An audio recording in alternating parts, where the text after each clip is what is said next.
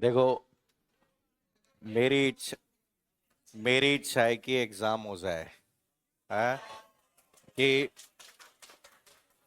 अबे, रीजन है कि अब ये जिसको पढ़ना है वो पढ़ लेगा। अगर एग्जाम आगे जाएगी तो जो पढ़ रहे हैं उनका नुकसान होगा। ठीक है, जब भी गैप लगता है तो यहाँ पे पढ़ने वाले स्टूडेंट का नुकसान होता है।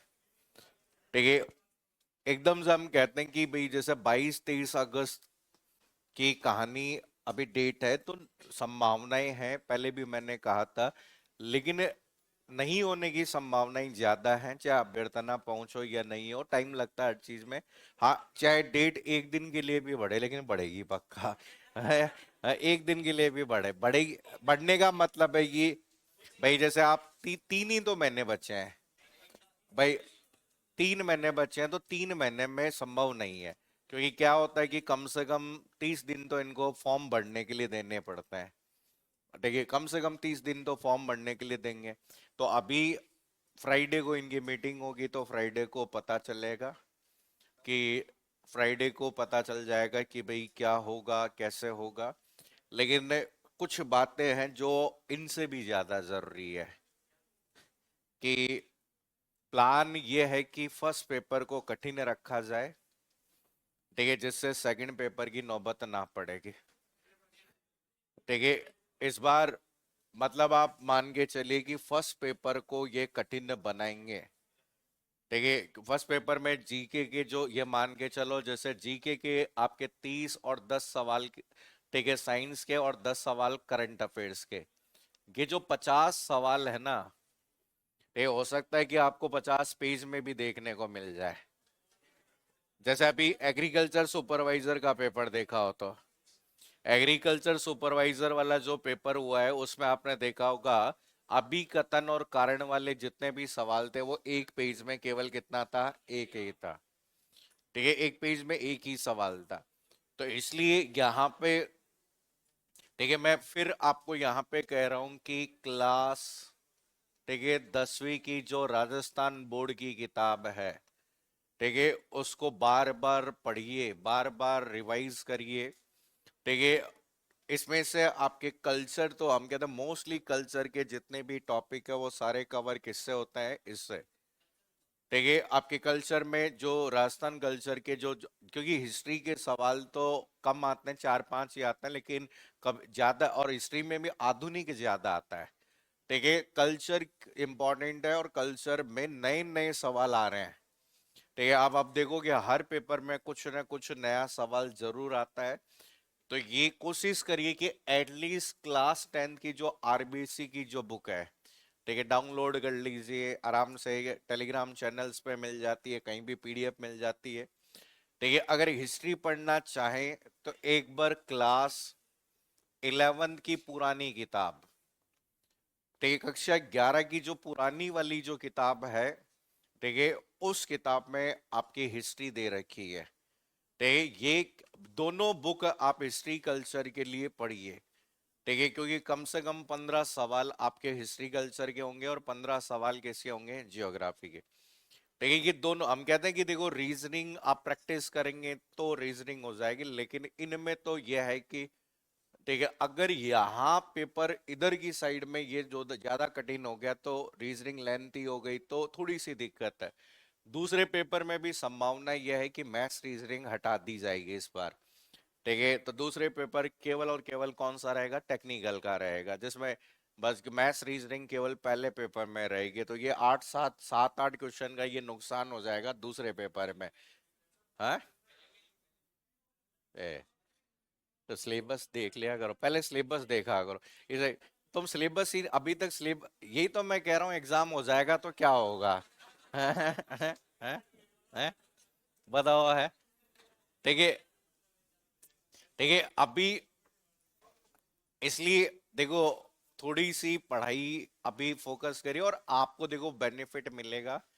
ठीक है, एग्जाम ये लेट होने से देखो किसी का फायदा नहीं है। तो ये हमेशा किसका है, नुकसान ही नुकसान। आपके पीछे पीछे हम कहते हैं कि इसी के पीछे एक बड़ी बढ़ती आपकी तैयार है, सूचना सहायक। इस बार सूचना सहायक एक बड़ी बढ़ती देखने को मिलेगी। रीजन है कि पंचायती राज विभाग ने डंडा किया हुआ है कि हमें सूचना सहायक दो, या तो हमें तुम दे दो, और तुम नहीं देते तो हम भर्ती खुद निकाल लेंगे। ठीक है, तो ड्यूट मना कर रहा है कि भैया हम तुम्हें खुद तो नहीं निकालने देंगे। तो यहाँ पे पद भी खूब सारे क्रिएट हो चुके हैं कि नई पंचायत समितियां बनी है आपके। आजकल एलडीसी के पद कम करके धीरे धीरे किसको बढ़ाया जा रहा है, आईए को। और हो सकता है कि अभी जैसे जिस तरीके से हर जगह कैडर विस्तार हो रहा है, वैसे ऊपर की पोस्ट अगर बढ़ी तो वैसे नीचे आईए की पोस्ट भी क्या हो जाएगी, कम हो जाएगी। ठीक है, तो यहाँ पे इसलिए हम आईए की सीटें खाली हो जाएगी तो एक संख्या है। देखिए, अगर ये स्टाफिंग पैटर्न में चली जाती है तो ये एक और बेनिफिट है। अगर स्टाफ जून जुलाई में स्टाफिंग पैटर्न लागू होता है तो हमारे पास में अनुदेशक की एक और बढ़ती देखने को मिल सकती है। तो लगभग 7,000 पदों के लिए फिर से वापस वैकेंसी देखने को मिल सकती है। अब गवर्नमेंट पे डिपेंड करता है कि गवर्नमेंट या तो देखिए दोनों का एक ही एग्जाम करवाए। अगर दोनों को एक ही में शामिल करने की अगर उनकी इच्छा है, जो कि बिल्कुल नहीं होती, क्योंकि आजकल छोटी छोटी भर्तियां निकालने में ये विश्वास रखते हैं। जैसे आपने देखा हो फर्स्ट ग्रेड की 3 भर्तियां तो आ गई, ठीक है, अब चौथी आने को तैयार है। ठीक है, ऐसे सेकंड ग्रेड की देख लो, टुकड़ों में, ये टुकड़ों में विश्वास रख रहे हैं अभी कि भाई हर साल वैकेंसी आप निकाल लें। तो जून जुलाई में स्टाफिंग पैटर्न होगा, ठीक है, तो उसमें स्टाफिंग पैटर्न के अकॉर्डिंग करीब करीब 7,000 नए पद क्रिएट होंगे। तो मान के चलिए कि 27 आपके पास में ये तो है ही, इसमें हम कहते हैं ये जो 2,000 पोस्ट है ये पूरी की पूरी आपकी बैकलॉग की है, और ये जो नई वाली जो 1,700 प्लस जो पोस्ट है, ये आपके लगभग ये जो 1,634 पोस्ट है, ये सारी पोस्ट कौन सी है, न्यू। इसमें एक अड़ंगा आएगा क्या, अगर सरकार क्या करेगी, इसमें से एससी एसटी की पोस्ट कट करके किसमें जोड़ेगी, ओबीसी में। जैसे ये करेगी ये कोर्ट में चला जाएगा। ठीक है, जैसा ही ये करेंगे कोर्ट में जाएगी, क्योंकि आप किसी के पद खत्म करके किसी दूसरे को नहीं दे सकते ये। तो यहाँ पर अगर ऐसा करते हैं तो ये कंडीशन, और मुझे लगता है कि ऐसा करने का प्रयास किया जाएगा, क्योंकि इसमें से कितनों को बांटेंगे। देखिए, तो ये क्या करेंगे, पुरानी में से सीटों में से क्या करेंगे, वो करेंगे। जैसे अभी शिक्षा वीर योजना ये कोर्ट में गई ना, अभी दूसरा दिन ही हुआ फॉर्म भरने का शुरू, शिक्षा वीर योजना कोर्ट में गई। ये जो अभी आया ना टीचिंग एसोसिएट वाला, तो भर्ती गई कोर्ट में। तो ये फॉर्म भरते ही, क्योंकि कुछ रूल्स होते हैं जो सरकार ने पहले बना रखे हैं, ठीक है, उन्हीं रूल्स को अगर आप खुद ही चेंज कर रहे हो तो वो तो दायरे में कोर्ट के पास में जाएगा ही जाएगा। ठीक है, लेकिन यहाँ पे ये है, बाकी बढ़िया से तैयारी करो। ठीक है, कोशिश ये हम कहते हैं ना कि खुद ही आपको भी चाहना चाहिए कि एग्जाम अगस्त में हो जाए। ठीक है, तो क्योंकि अगस्त में हो जाने से बहुत सारी चीजें हैं। ठीक है, अगर नहीं हुआ तो आपके जून जुलाई में आपके नए विद्यार्थी आ जाएंगे। ठीक है, सेमेस्टर खत्म होने वाला है बीसीए का, बीटेक का सेमेस्टर खत्म हो जाएगा, एमसीए का सेमेस्टर खत्म हो जाएगा, पीजीडीसीए का नया सेमेस्टर, पीजीडीसीए का सेमेस्टर खत्म हो जाएगा। ठीक है, इसके अलावा एलडीसी भर्ती खत्म हो जाएगी, जुलाई में एग्जाम हो जाएगा।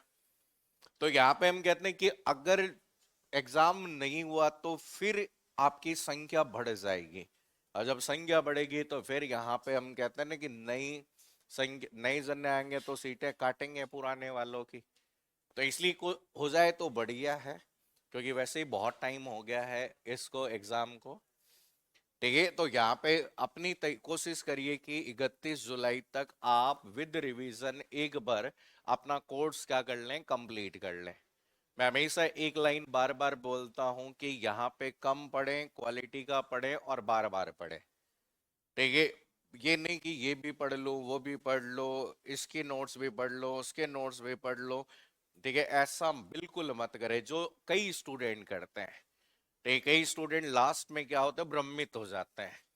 ठीक है, पढ़ाई बहुत बढ़िया से चल रही है लेकिन लास्ट के टाइम पे क्या हो जाता है, भ्रमित हो जाते हैं। किसी के भी नोट्स में एक दो लाइन ऊपर नीचे मिलेगी, लेकिन वो सब आपकी लाइन ने कवर है किसमें, पीवाई क्यू बुक में। हो सकता है नोट्स में एक वो लाइन नहीं हो, लेकिन वो कहाँ मिल जाएगी, पीवाई क्यू बुक में मिल जाएगी। इसलिए उन्हीं को बार बार करें। तो ये नए पैटर्न को समझने के लिए आप अभी कुछ एग्जाम्स हुए हैं, जैसे वैसे तो आपके मॉक टेस्ट जो हो रहे हैं वो नए पैटर्न पे ही होते हैं और शुरू से उसी पैटर्न पे होते हैं। आप चाहें तो पेपर का पैटर्न समझने के लिए जमादार ग्रेड 2 का पेपर देख सकते हैं। ठीक है, जमादार ग्रेड 2 का जो पेपर हुआ है वो पेपर देख लो। एग्रीकल्चर सुपरवाइजर का भी पेपर हुआ है वो देख लो। रीट के सारे पेपर देख लो। रीट वाले सारे पेपर सॉल्व करने चाहिए आपको। ठीक है, क्योंकि उसमें जिसमें जो भी है आपका जीके, हर पेपर लेवल 1 में 90 सवाल जीके के थे। ठीक, लेवल 2 में 60 सवाल किसके थे? जीके के थे। तो 8-10 जितने भी पेपर हुए वो सॉल्व करोगे तो 500-600 सवाल हो गए तुम्हारे पास में जीके के नए पैटर्न वाले। ठीक है, ऐसे ही आपका अभी एग्जाम होने वाला है आपका लैब असिस्टेंट। लैब असिस्टेंट का जो जी आपका साइंस में जो जीके वाला पेपर वो पूरा सॉल्व करो। ठीक है, उसमें जो 150 सवाल आएंगे उसमें से शिक्षा मनोविज्ञान नहीं है हमारे सिलेबस में। ठीक है, पिछली बार शिक्षा मनोविज्ञान का एक भी सवाल आया भी नहीं था। तो इसलिए क्या है कि अभी जितने भी पेपर होते जाएं, ठीक है, स्पेशली अधीनस्थ बोर्ड के जो जो पेपर होते जाएं उन पेपर्स को सॉल्व करो। ठीक है, आप देखना कि उसमें से करीब करीब आपके 10% सवाल तो ऐसे होते हैं जो मिलते जुलते होते हैं। ठीक है, कि आपके एग्जाम में कुछ सवाल आपको मिलते जुलते मिलेंगे। ठीक है, तो फर्स्ट पेपर को हम कहते हैं कि अच्छे से करिए। अगर फर्स्ट पेपर अगर ढंग का हो गया तो सेकंड पेपर में तो टेंशन है ही नहीं। ठीक है, सेकंड पेपर में केवल और केवल आपको यहाँ पे 50 पार तक पहुंचानी है गाड़ी। ठीक है, वहीं रुक जाना है। ठीक है, तो क्योंकि यहाँ पे ध्यान रखना, मैं फिर बता रहा हूँ, पेपर 1 कठिन बनाया जाएगा। ठीक है, पेपर 1 कठिन बना क्योंकि हर किसी के दिमाग में होगा पिछली बार पेपर कौन सा कठिन आया, दूसरा। हर कोई दूसरे में लगा रहेगा और यहाँ चेंज कर देगा वो फर्स्ट पेपर। ठीक है, ये होता है, इसे हम कहते हैं रिवर्स साइकोलॉजी। ठीक है, आप जैसा सोचते हैं उसके विपरीत क्या किया जाता है, कार्य किया जाता है। तो इसलिए वो क्योंकि हमारे पास में सबसे बड़ी दिक्कत है कि टाइम केवल 2 ही घंटे है और 2 घंटे में 100 सवाल करने हैं। ठीक है, और ये 100 सवाल अब टाइम कंज्यूमिंग है। क्योंकि पहले पेपर आता था 8 पेज 16 पेज में, अब पेपर आता 32 पेज 64 पेज में। ठीक है, मिनिमम 32 पेज में तो सारे ही पेपर आ रहे हैं आजकल। तो इसलिए थोड़ा सा ध्यान रखिए, जो सवाल जो टॉपिक पढ़ लिया उसके सवाल करो। कि और उसमें भी पहले वो करो जिसका वेटेज हमेशा क्या है, ज्यादा। ठीक है, आपको अच्छे से पता चल गया होगा, कई बार मैं बता चुका हूं कि पहले वो यूनिट उनमें से वो छांटना। ठीक है, जिसका वेटेज क्या है, ज्यादा, और जिसमें पूरे पूरे नंबर ला सकते हैं, जैसे एफओसी हो गया, एमएस ऑफिस हो गया, ओएस हो गया। ठीक है, आपके ये कुछ ऐसे टॉपिक हैं जिनमें अब ऐसे प्रोग्रामिंग वाली यूनिट टाइम कंज्यूमिंग है। ठीक है, टाइम कंज्यूमिंग है और सवालों की संख्या उसके अकॉर्डिंग क्या है, कम है। तो इसलिए उसमें से जैसे सी ढंग से करी। ठीक है, केवल सी अच्छे से कर ली, ऑब्जेक्ट ओरिएंटेड प्रोग्रामिंग को क्या कर लिया, आपके कंसेप्ट अच्छे से पढ़ लिए। ठीक है, बाकी चीजों को अगर बात करें बाद के लिए छोड़ दिया। ठीक है, तो इसलिए क्या है कि एग्जाम में हमेशा टारगेट बेस्ड स्टडी करना बहुत जरूरी है। लिमिटेड के साथ साथ में क्वालिटी का पढ़ना बहुत जरूरी है। ठीक है, तो यहाँ पे देखो समझो, बाकी प्रयास करो कि इस बार आराम से नौकरी लग सकते हो। इस बार लगना और भी आसान है पिछली बार की जगह से। पिछली बार भीड़ थी, इस बार भीड़ नहीं है। पिछली बार भीड़ थी, 2.25 लाख फॉर्म आए थे। ठीक है, इस बार फॉर्म ही मुश्किल से 1.5 लाख आएंगे। मुश्किल से बता रहा हूँ, 1.5 लाख तो 1.5 लाख फॉर्म आएंगे तो एग्जाम मुश्किल से 70-80 हजार जने एग्जाम देंगे लास्ट। ठीक है, 70-80 हजार से ज्यादा एग्जाम नहीं देंगे अगर 1.5 लाख फॉर्म आते हैं तो। ठीक है, और बाकी तुम्हें पता ही है कि कितने जने आप तैयारी कर रहे हैं। देखो समझो, तो यहाँ पे देखो हम डिस्क मैनेजमेंट पढ़ रहे थे और उसका एक छोटा सा आपका लास्ट पार्ट आता है जिसके हम कहते हैं डिस्क शेड्यूलिंग एल्गोरिथम। ठीक है, नेक्स्ट देखिए, अगला जो आपका यहाँ पे एल्गोरिथम काम में ली जाती है जिसे कहा गया डिस्क शेड्यूलिंग एल्गोरिथम कहते हैं। देखो समझो, देखिए अब डिस्क शेड्यूलिंग एल्गोरिथम क्या होती है और इसे हम किस तरीके से डिफाइन कर सकते हैं। तो यहाँ पर को पिछली क्लास में हमने कहा कि कोई भी जो डेटा है वो डेटा हमारी डिस्क में स्टोर किया गया है, ठीक है। अब उस पर्टिकुलर डेटा को हम रीड करना चाहते हैं या डिस्क में हम किसी डेटा को राइट करना चाहते हैं। तो डेटा को रीड और राइट करने के लिए हमें किसकी जरूरत होती है? रीड राइट हेड की जरूरत है, ठीक है। रीड राइट हेड की जरूरत है। अब देखो ऐसा समझो कि रीड राइट हेड किसी पर्टिकुलर एक डायरेक्शन में मूव कर रहा है, कि हम कहते हैं कि हमारी डिस्क में सर्कुलर भाग है और सर्कुलर भाग या तो क्लॉकवाइज या एंटी क्लॉकवाइज यूज करते हैं। अब देखो एक चीज समझो, जैसे मैं कहता हूं कि मुझे इस बोतल में से पानी पीना है, ठीक है। आपकी ये बोतल रखी है, इसमें से मुझे पानी पीना है। अब मैं पानी पीने के लिए पहले मैं इधर गया और फिर यहां से फिर वापस इधर आकर यहां आया, ठीक है। तो मतलब यहां से वहां जाकर यहां आया, तो ये जो समय लगा उसे हम कौन सा समय कहते हैं? Seek time. अब सीक टाइम ज्यादा लगा या कम लगा? फालतू का गया मैं, ठीक है। जबकि मैं इधर अगर डायरेक्ट इधर मूव करता तो सीक टाइम क्या होता? कम होता।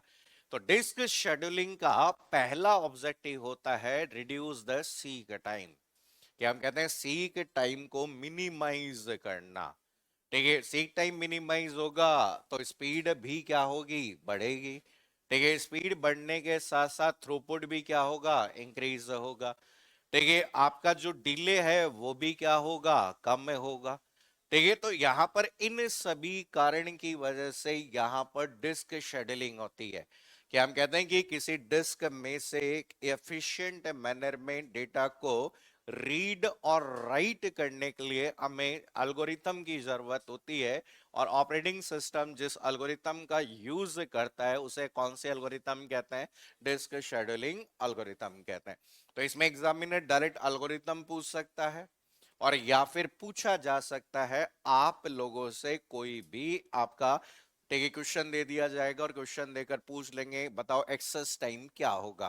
तो एक्सेस टाइम क्या होगा वो भी पूछा जा सकता है। तो पहले लिखो डिस्क शेड्यूलिंग एल्गोरिथम का मतलब,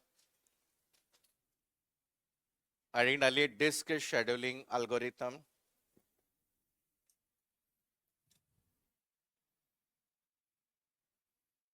इसमें लिखो disk disk scheduling algorithm,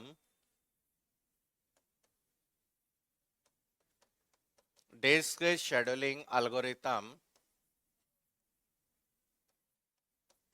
manage करती है कि, प्रबंधन करती है कि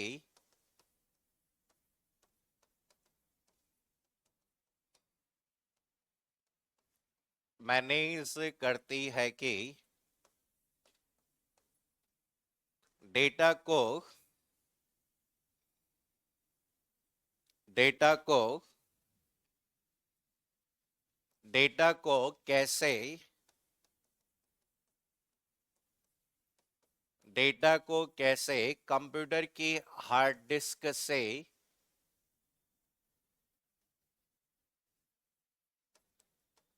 कंप्यूटर की हार्ड डिस्क से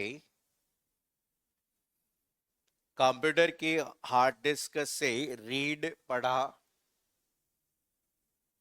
कंप्यूटर की हार्ड डिस्क से रीड तथा तथा इसमें राइट किया जाएगा,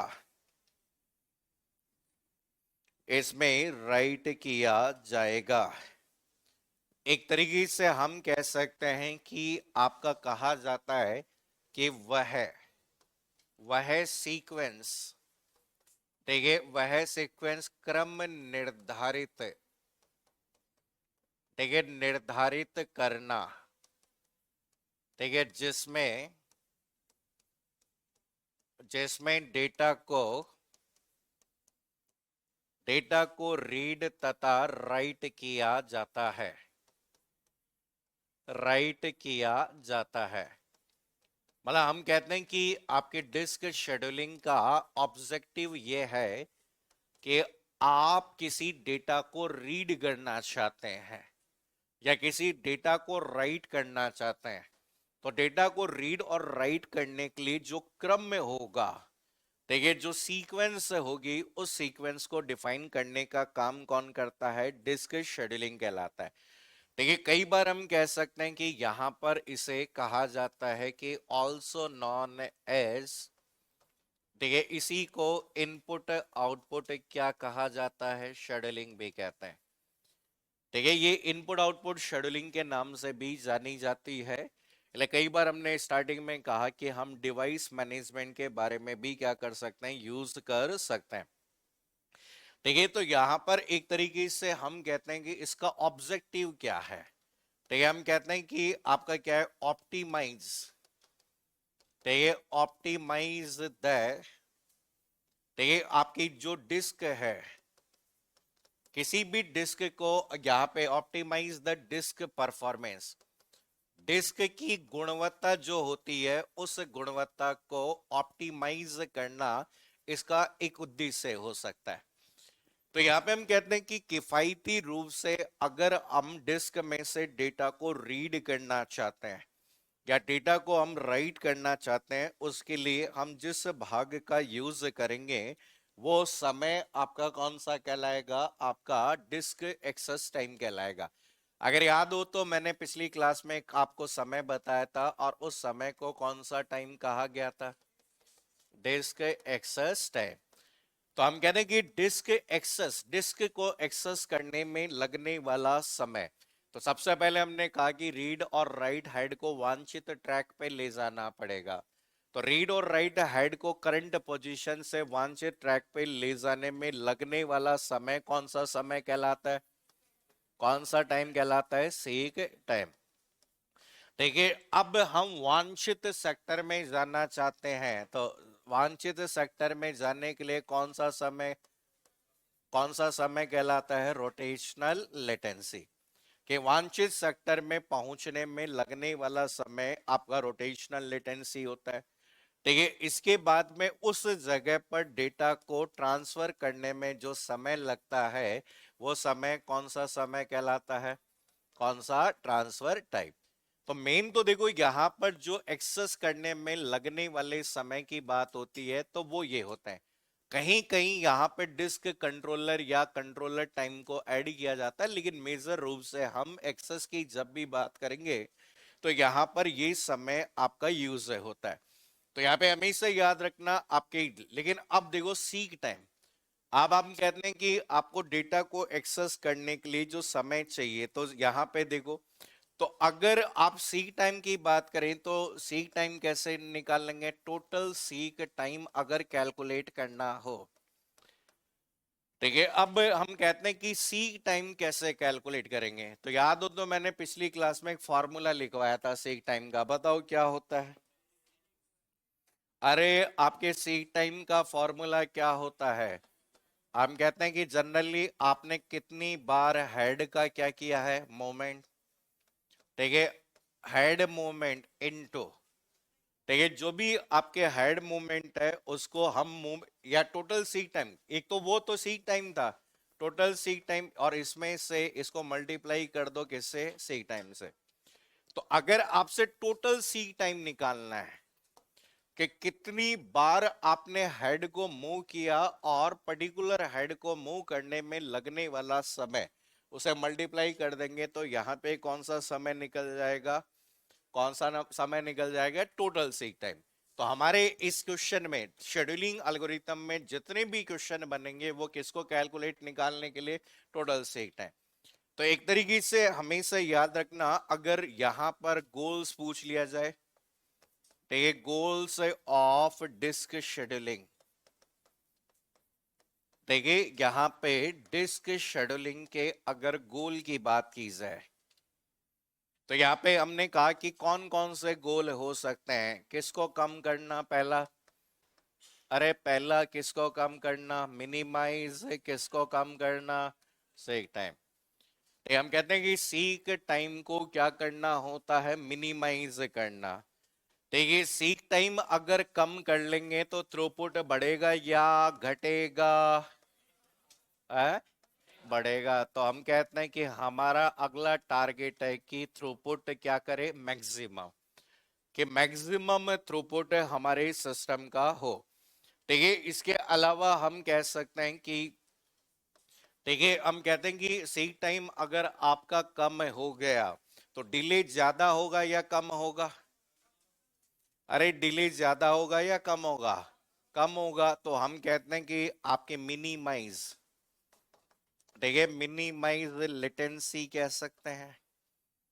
ठीक है, आपकी लेटेंसी टाइम को भी क्या कर देना, मिनिमाइज कर देना।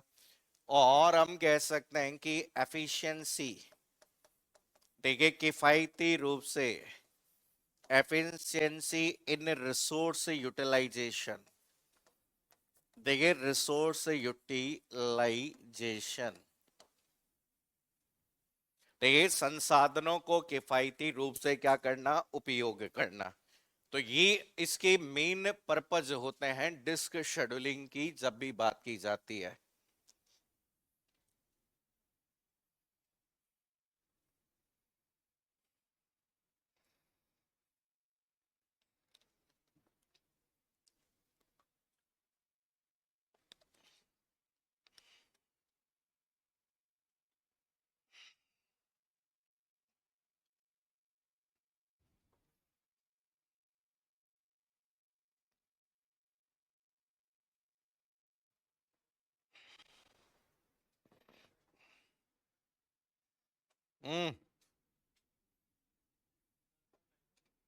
ट्रांसफर लिख लो तो तुम, अरे यार ये तो तुम खुद ही लिख लिया करो, हैं?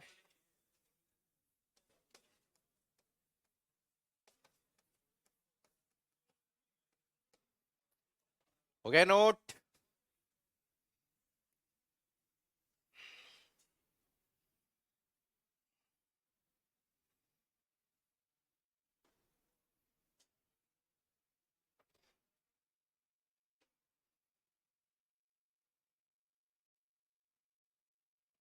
अरे हो गया क्या? क्या राइटिंग हमारे, तुम लिखो।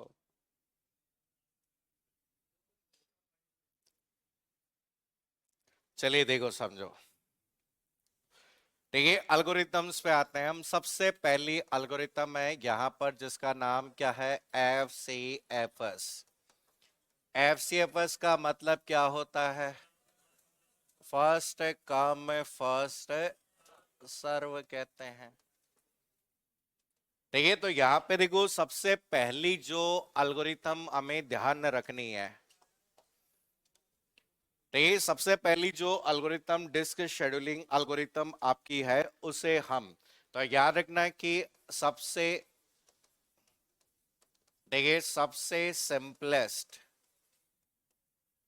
देखिए सबसे सिंपलेस्ट डिस्क शेड्यूलिंग, देखिए डिस्क शेड्यूलिंग एल्गोरिथम, एल्गोरिथम जिसमें,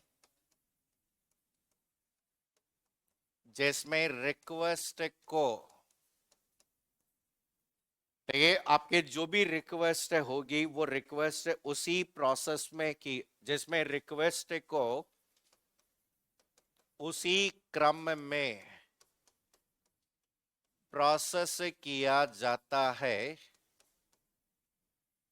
प्रोसेस किया जाता है जिसमें वह, जिसमें वह क्यू में आती है।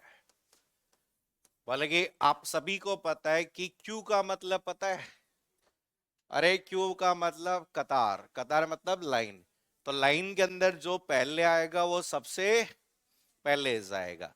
तो यहां पर हम कहते हैं कि आपका ऑर्डर जो होगा वो ऑर्डर उसी क्रम में होगा जिस क्रम में कोई रिक्वेस्ट आएगी।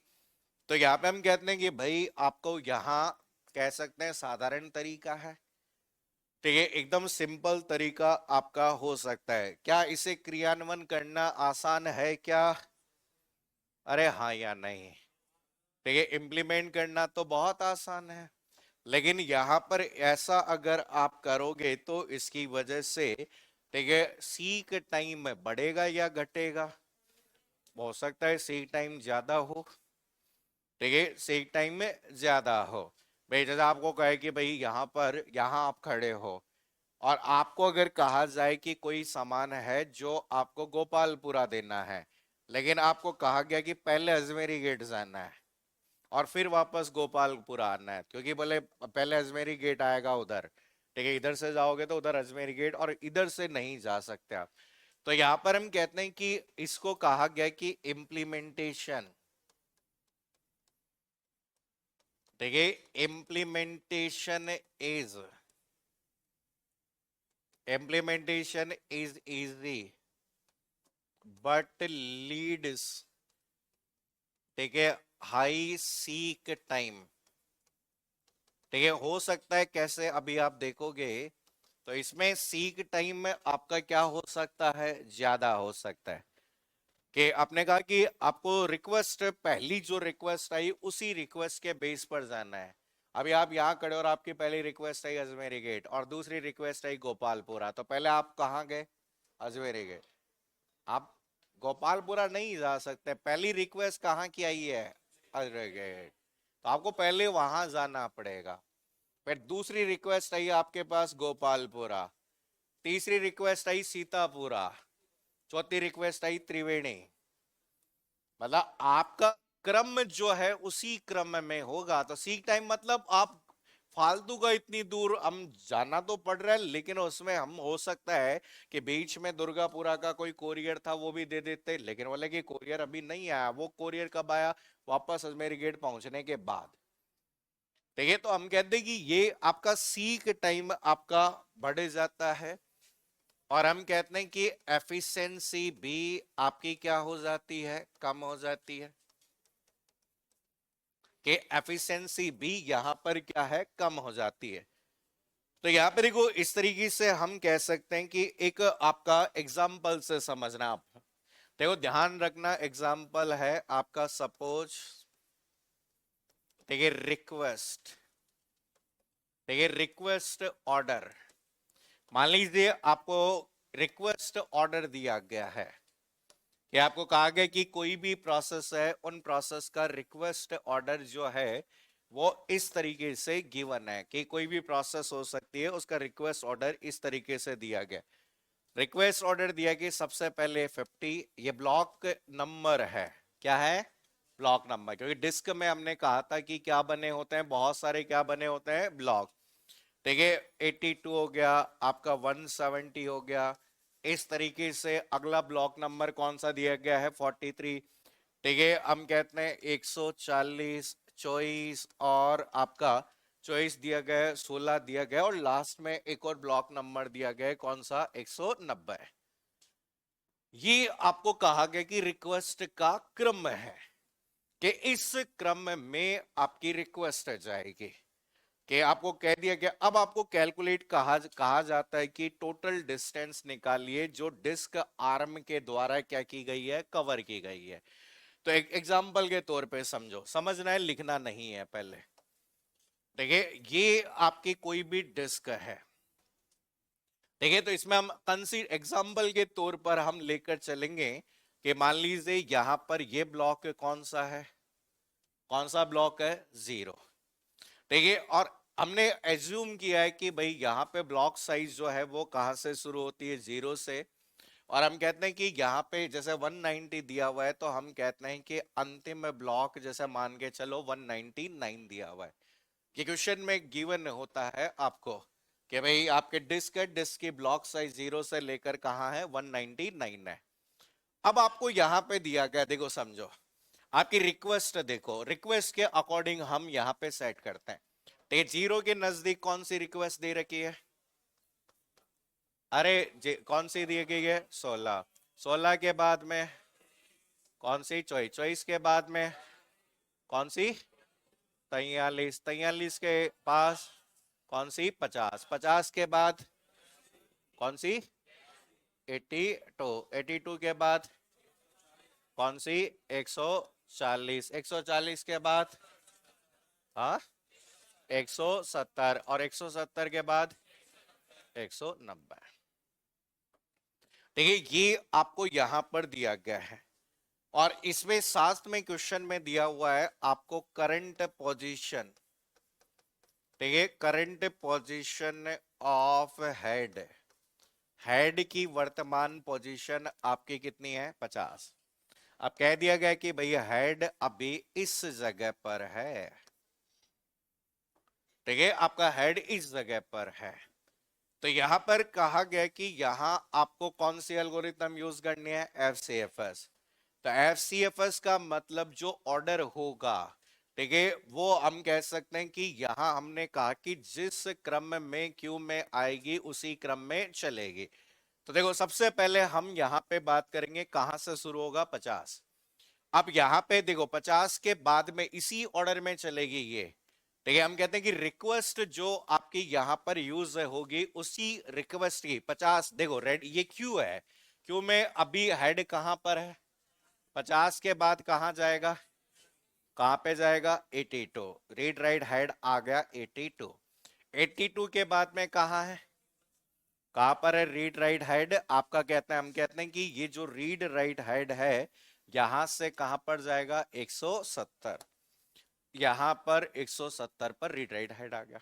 नेक्स्ट रिक्वेस्ट कहां आई, अरे नेक्स्ट रिक्वेस्ट आपकी कहां पर आई, कौन सी 43, रीड राइट हेड यहां से मूव होकर अब, ठीक है, 170 के बाद 90 पे जाना था लेकिन बाद में पता चला वो तो अभी कहां पर आना पड़ गया, इसको कहां पर आना पड़ गया 43 पर आना पड़ गया। 43 के बाद में कहां जाना है उसको, कौन से पे, बोलेगी वापस इधर आओ, तो 140 पे पहुंचा।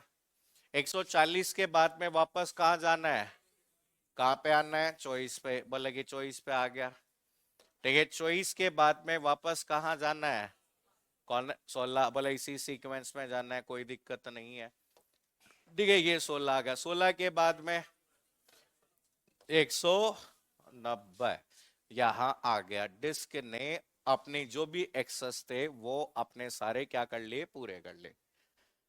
देखिए इस तरीके से ये जो मोमेंट होता है वो moment first come first serve कहते हैं। तो अब आपके एग्जाम में क्वेश्चन आता है कि टोटल, एग्जाम में जो क्वेश्चन कैलकुलेट करने के लिए बोला जाता है वो आपको कहा जाता है टोटल ओवरहेड, ठीक है, टोटल ओवरहेड क्या निकालना है, मोमेंट, ठीक है, या तो आपको बोला जाएगा टोटल ओवरहेड मोमेंट निकाल के दो, और या फिर आपका कहा जाता है कि टोटल डिस्टेंस, ठीक है, टोटल डिस्टेंस कवर्ड, ठीक है, कवर्ड बाय डिस्क आर्म, ठीक है, डिस्क आर्म ने टोटल कितना डिस्टेंस कवर किया वो कैलकुलेट करके देना है। तो देखो समझो, तो कैलकुलेट कैसे करेंगे, यहां पे डिस्क आपका करंट पोजीशन कहां पर है 50, 50 से कहां गई, कहां से गई 82, तो पहला मूवमेंट 82 माइनस कितना हो गया 50 प्लस, ठीक है, अगला मूवमेंट कितना है 170, 170 कहां से 82 से प्लस, ठीक है, अगला मूवमेंट आपका यहां पर कहां से कहां गया, कहां पे गया बताओ, अरे 170 से कहां पर गया है, कहां पे गया है 170 से 43 प्लस, नेक्स्ट बताओ कहां से कहां 100, 100, 140, 40 से कहां पे 43,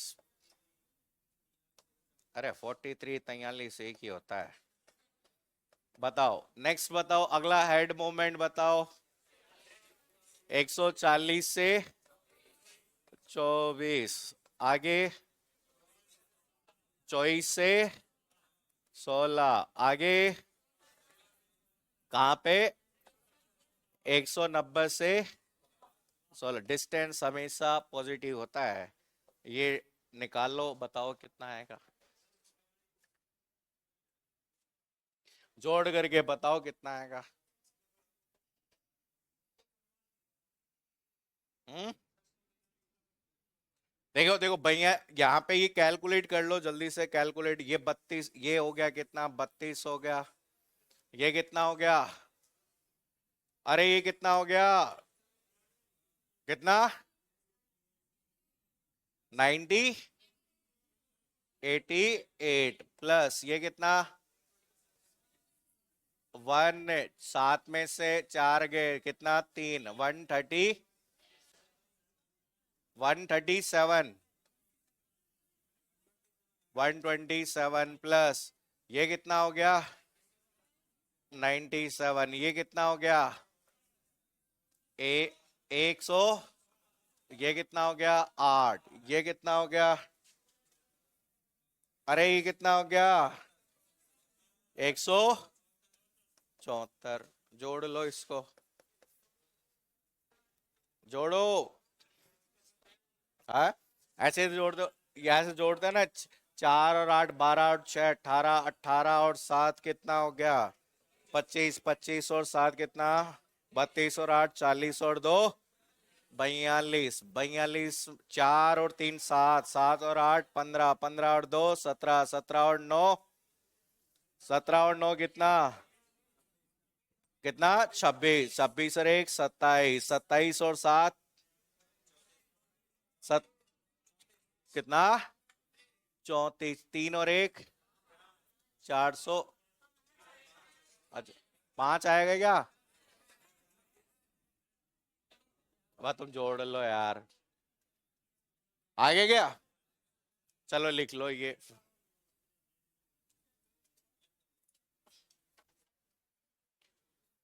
बस मेन ये याद रखना कि यहाँ पे पूछा जा सकता है या तो कथन कि वह डिस्क शेड्यूलिंग एल्गोरिथम जिसके अंतर्गत क्यू में उपलब्ध रिक्वेस्ट को उसी क्रम में भेजा जाता है जिस क्रम में वो रिक्वेस्ट आई, तो कौन सी होती है? FCFS।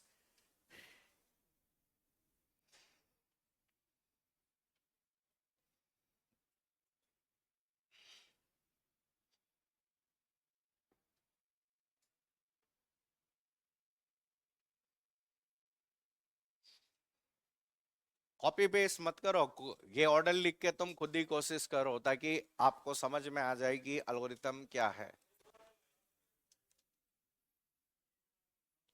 देखो, ऐसे दिया बोला कि करंट पोजीशन कितनी है? 50। हाँ, करंट पोजीशन 43 होती तो 43 से 140 चलते। हमें जिधर मुंह है उधर। ठीक है, जैसे हम कहते हैं ना, ये गोपालपुरा से कोरियर आया लालकोटी का, तो लालकोटी से वापस अगर दुर्गापुर आया तो पहले एंड पॉइंट तक चलोगे इसी डायरेक्शन। डाकिया कैसे जाता है? एक ही रूट के सारे डाक साथ में लेके जाता है, छांट लेता है वो। पहले यहाँ, फिर यहाँ, फिर यहाँ, फिर यहाँ, फिर वो एंड पॉइंट पे पहुंचने के बाद में क्या करता है? वापस जाता है। बस कैसे जाती है? एक रूट के अंतिम एंड पे जाती है, अंतिम स्टॉप पे, और फिर अंतिम स्टॉप से क्या आती है? वापस आती है, बीच में कभी नहीं आती।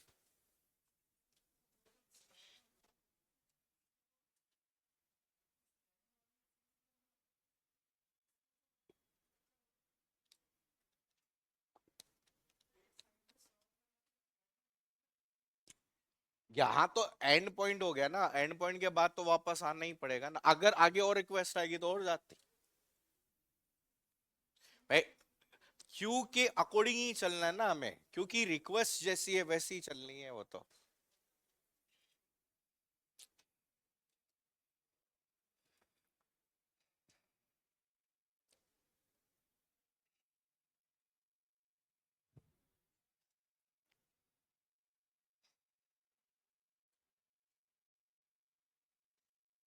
और एक क्लास में कईयों को तो ज्वाइनिंग लेटर मिल गया लगता है मेरे हिसाब से है। आ, आते ही नहीं है वो। हाँ, क्या? ऑनलाइन? अरे ऑनलाइन वाले ही नहीं लेते ऑनलाइन है। क्या ही करेंगे।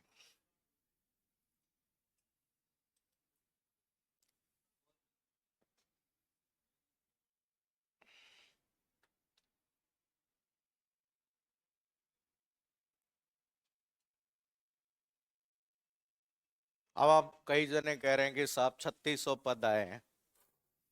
देखिए, कंपटीशन ज्यादा है। इस बार रेलवे एनटीपीसी में 3900 पद आए, 65 लाख जने बैठ रहे हैं। कहाँ 65 लाख, कहाँ 65 हजार। है सीनियर के तो खूब हैं, 300 प्लस हैं सीनियर के। नहीं, नया सीनियर तो पूरा ही नया है। सीनियर की तो खाली रहेगी, फिर खाली रहेगी सीनियर के। सीनियर में पिछली बार 269 पद भी खाली थे, जबकि पेपर कोई कठिन नहीं था। सीनियर का तो आसान आया था पिछली बार पेपर। रीजन है कि सीनियर में फेल होने का कारण था पहला पेपर। ठीक है, जिसका पहला पेपर क्वालिफाई हो गया वो सीनियर बन गया, ये मानो इस बार भी।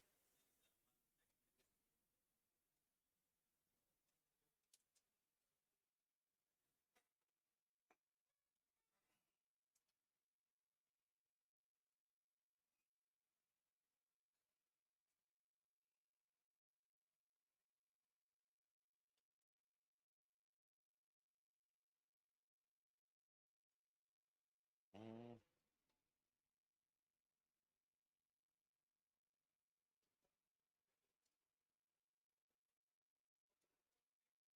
हाँ तो मैंने हम्म,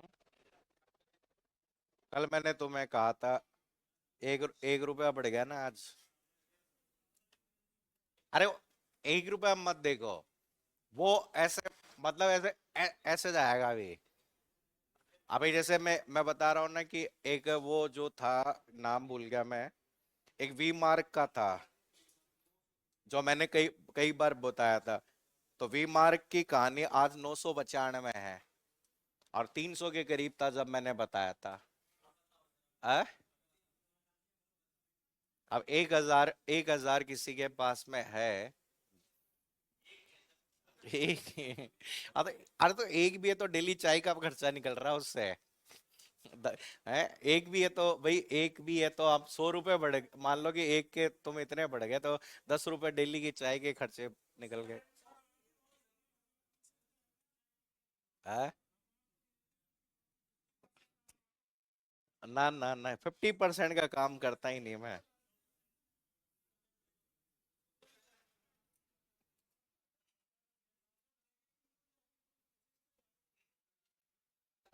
तुम्हारी जो तुम्हारी ज्वाइनिंग से पहले ये डबल हो जाएगा। है, और क्या।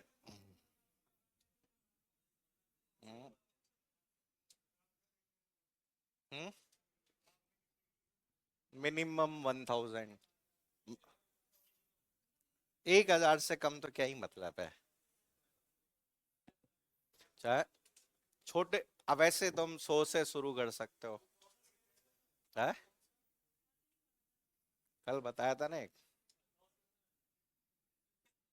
हम्म?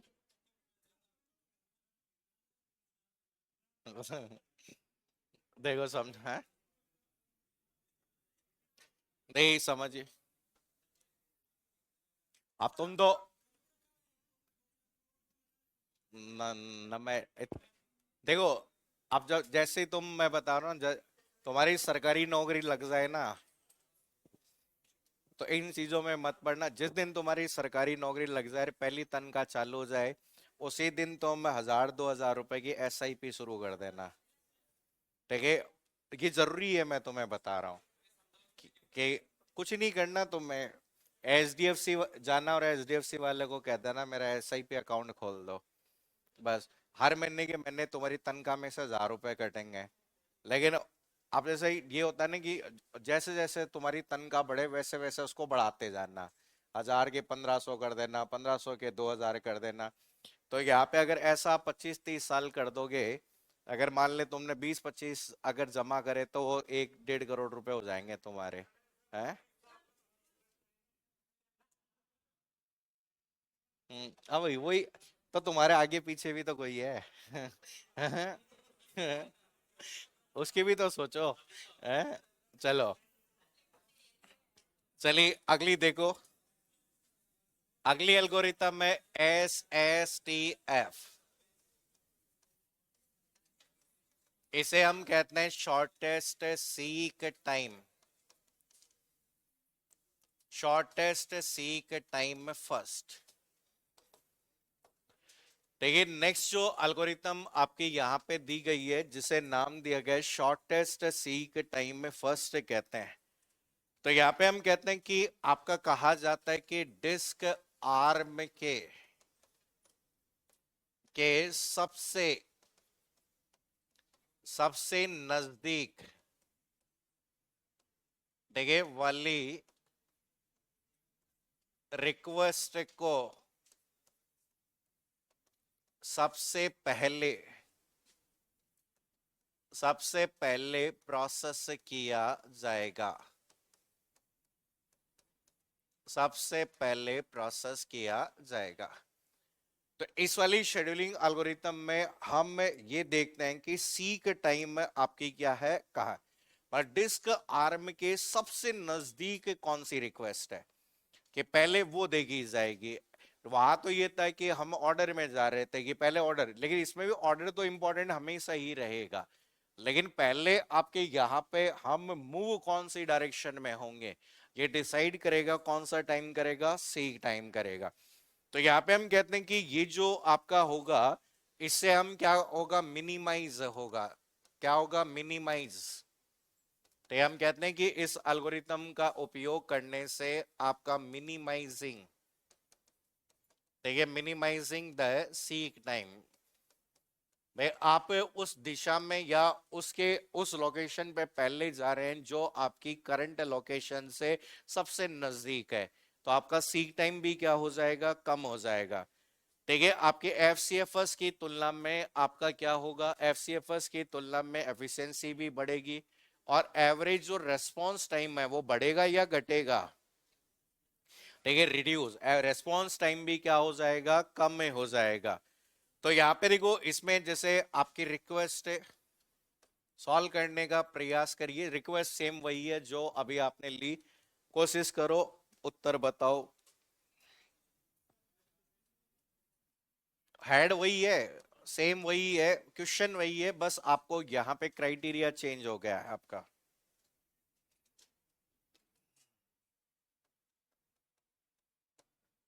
रीड राइट हेड की करंट पोजीशन 50 पे है।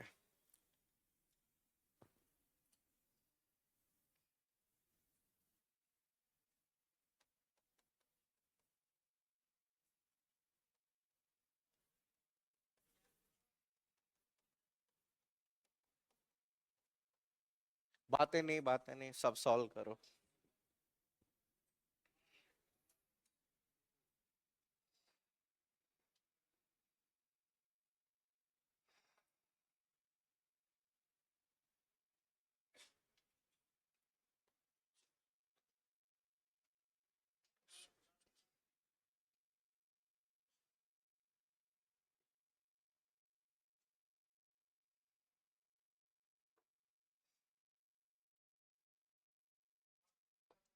हम्म,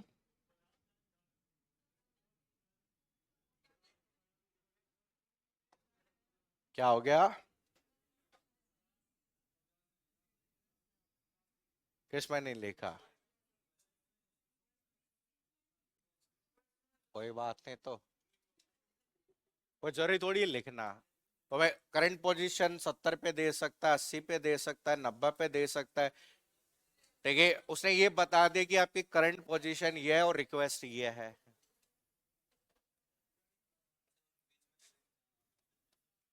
अरे अपने यहाँ पर इसमें तो आप ब्लॉक चाहे 0 से 199 तक की गिनती लिख लो या वैसे कर लो, आप लगभग के हिसाब से आप ले सकते हो इसमें। आपके जरूरी नहीं है कि रिक्वेस्ट थोड़ी आएगी, वो कहेगा कि मैं यहाँ हूँ। अब ऐसा होता है ना कि तुम गोपालपुरा पे खड़े हो, बस ये बता दिया। अब आपको कहाँ जाना है वो रेडी क्यू से लेना है, इसमें से लेना है।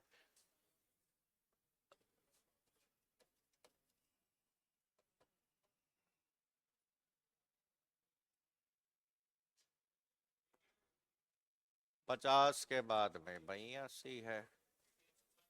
अब आप 100 लिख लो, चाहे 140 लिख लो, 170 लिख लो, 190 लिख लो और 199 लिख लो।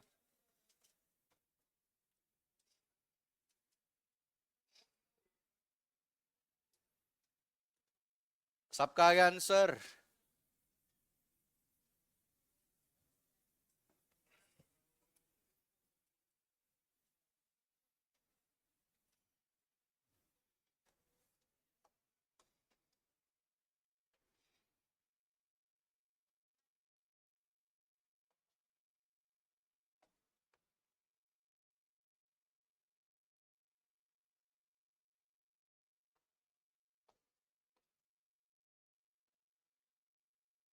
बातें नहीं, जल्दी जल्दी करो।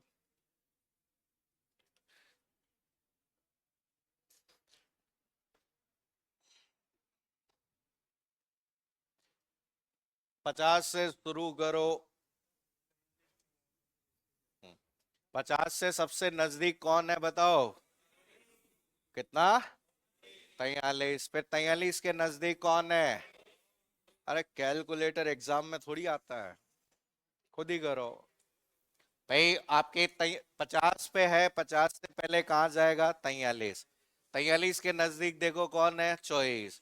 फिर 24 के नजदीक देखो कौन है? 16। फिर 16 के नजदीक कौन है? भाई असेंडिंग ऑर्डर में चलो, फिर जो पहले आएगा वो पहले, जो बाद में आएगा वो बाद में। ठीक है, 16 से 16 के बाद में सबसे पहले कौन है? 140। कौन सा? 82। कौन है? 82। 82 से 100। 100 क्यों जाना है? 100 लिखा हुआ है, रिक्वेस्ट दे रखी है, वो तो ऐसे ही लिखा हुआ है। 100 से 100, 82 से कहां जाओगे? 140। 140 से 170। 170 से 190। बस खत्म।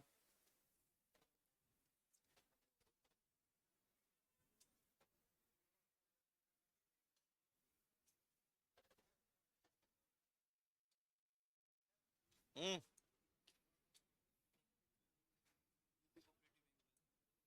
क्या है?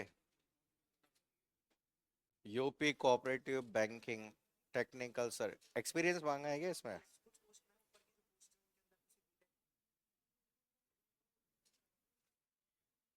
Manager, assistant manager. अब वो हमें आईटी ऑफिसर वाला ही होता है ये तो, एसओ की तरह ही होता है। आईबीपीएस कराता है एग्जाम।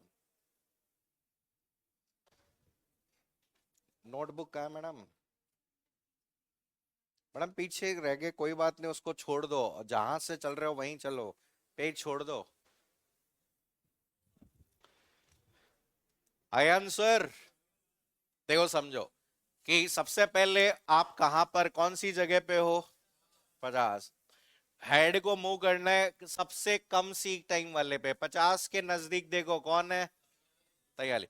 भाई 82 पे देखो, 50 से 82 पे जाए तो 32 चलना पड़ेगा। इधर कितना चलना पड़ेगा? 7। ठीक है, 43 से हम कहते हैं, अब 43 के बाद में कहां पर आना है? कहां पर आगे? 24 पे। ठीक है, 24 से कहां पर आए? 16 पे। कहां पर आ गए? 16। ठीक है, अब देखो यहां पे 16 के सबसे नजदीक, मतलब इसमें असेंडिंग ऑर्डर में चल लो आप। 16 के बाद में कहां पर है? 82। कहां पर है? 82। 82 से बताओ कौन सा? 140। 140 के बाद में अगला 170। 170 के आगे बताओ 190। बस यही लास्ट स्टॉप है आपका। ठीक है, डिस्टेंस कवर्ड बताओ। Distance covered. ठीक है, डिस्टेंस कवर्ड निकालना था। ठीक है, 50 में से कितना गया? 43। 43 में से कितना गया? 24। ठीक है, 24 में से कितना गया? 16 प्लस। ठीक है, अब 82 में से कितना गया? कितना? 16 प्लस। ठीक है, 140 में से कितना गया? 82 प्लस। 170 में से कितना गया? 140 प्लस। 190 में से कितना गया? 170। बताओ घटाओ जोड़ करके। हाँ, 208। लो, आ गया सबका। हम्म। अरे आगे क्या? देखो यहां पर बस ये याद रखना है कि हमें किधर मूव करना है। ठीक है, एफसीएफएस के केस में हमने कहा, ठीक है, एफसीएफएस के केस में हमने कहा कि भाई जिस क्रम में रिक्वेस्ट आए उसी क्रम में चलना है। तो हमने कहा कि भाई 50 के बाद में जो जो रिक्वेस्ट आई उसी क्रम में हम चलते चले। लेकिन यहां पर हमें कहा गया कि हमें यहां पर क्या करना है कि करंट पोजीशन से उस पोजीशन पे मूव करना है जहां सीक टाइम में क्या हो, सबसे सबसे क्या हो, कम हो। ठीक है, तो ये सेकंड एल्गोरिथम होती है। हो गया नोट? चलिए, ठीक है, अगली जो पार्ट एल्गोरिथम है जिसे हम कहते, हाँ क्या, कॉपी पेस्ट कर रहे हो तुम? खुद ही करो।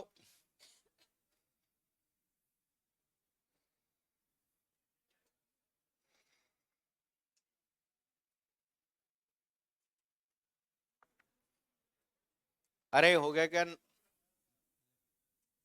चलिए देखो, ठीक है, नेक्स्ट देखो, अगली जो एल्गोरिथम है उसका नाम है स्कैन डिस्क शेड्यूलिंग।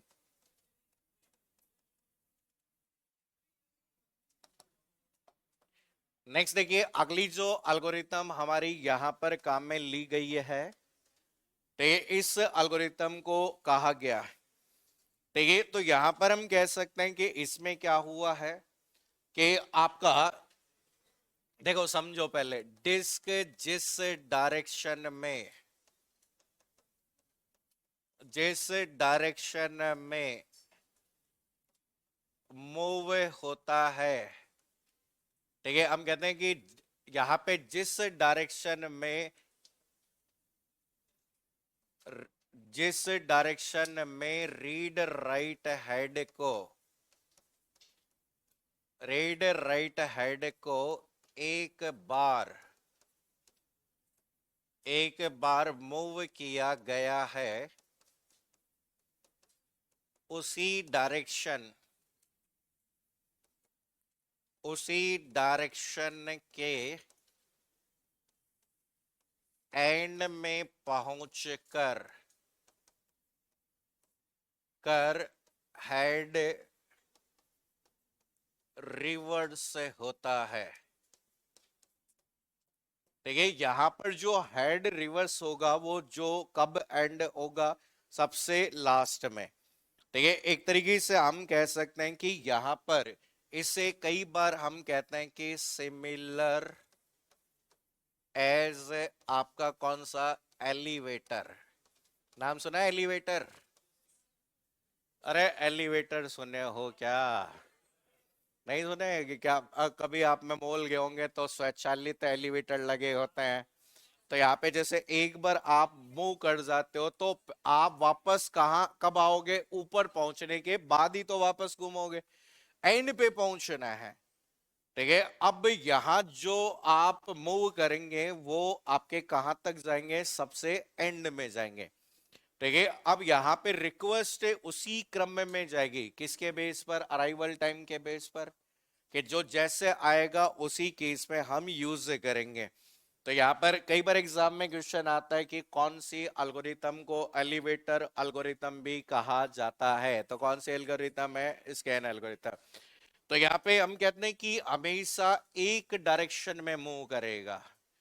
ठीक है, और जिस डायरेक्शन में जो मूव कर रहा है वो उसी डायरेक्शन के सबसे एंड में जाएगा। ठीक है, तो जैसे फॉर एग्जांपल अब एक समझो, समझना, ठीक है, यहां पर इस एल्गोरिथम की जब हम बात कर रहे हैं, ठीक है, जैसे मान लीजिए ये एल्गोरिथम आपकी थी, ठीक है, तो यहां पर ये जो एल्गोरिथम आपकी यहां पर हम यूज कर रहे हैं, तो हमने अभी क्या किया, इस एल्गोरिथम के केस में जब भी हम कहते हैं कि मूवमेंट करने की बात की गई है, तो यहाँ पे हम क्या कर रहे थे, अभी क्या कर रहे थे, इस एल्गोरिथम में हम डिस्क आर्म को सबसे कहां ले जाते थे, जो सबसे पहले हम कहते हैं सबसे पहले प्रोसेस किया जाएगा जो सबसे कहां पे होती है, नजदीक। हाँ, 50 के बाद तो 52 के पास जाता है। नजदीक कौन है? हाँ, कौन सा? बराबर होते तो, आप बराबर होते तो उसके बाद में क्या अराइवल टाइम देखते हो, दोनों में से पहले कौन आया। इसमें से ये देखा जाता है कि पहले कौन आया भाई। एल्गोरिथम तो हमेशा वही काम करती है। एफसीएफएस में क्या होता है, ठीक है, एफसीएफएस में हमेशा क्या होता है, अगर आपका यहाँ पे अराइवल टाइम भी मैच हो गया तो आईडी देखते हैं। तो इसमें तो हमेशा यहाँ पे यूनिक है, ये तो सब कैसी होती है, यूनिक होती है। अब देखो यहाँ पे एक चीज समझो कि अब इस स्कैन वाले एल्गोरिथम में क्या किया गया, जैसे हेड अभी आपका कौन से वाली पोजीशन पे 50, तो अब यहां पर इसको रन उसी तरीके से किया जाएगा जिस तरीके से एफसीएफएस को किया गया। किसको रन किया गया था, एफसीएफएस को। तो यहाँ पे एफसीएफएस में क्या किया गया था, 50 से ये पहले रिक्वेस्ट कहां आई, कहां पर आई, 82।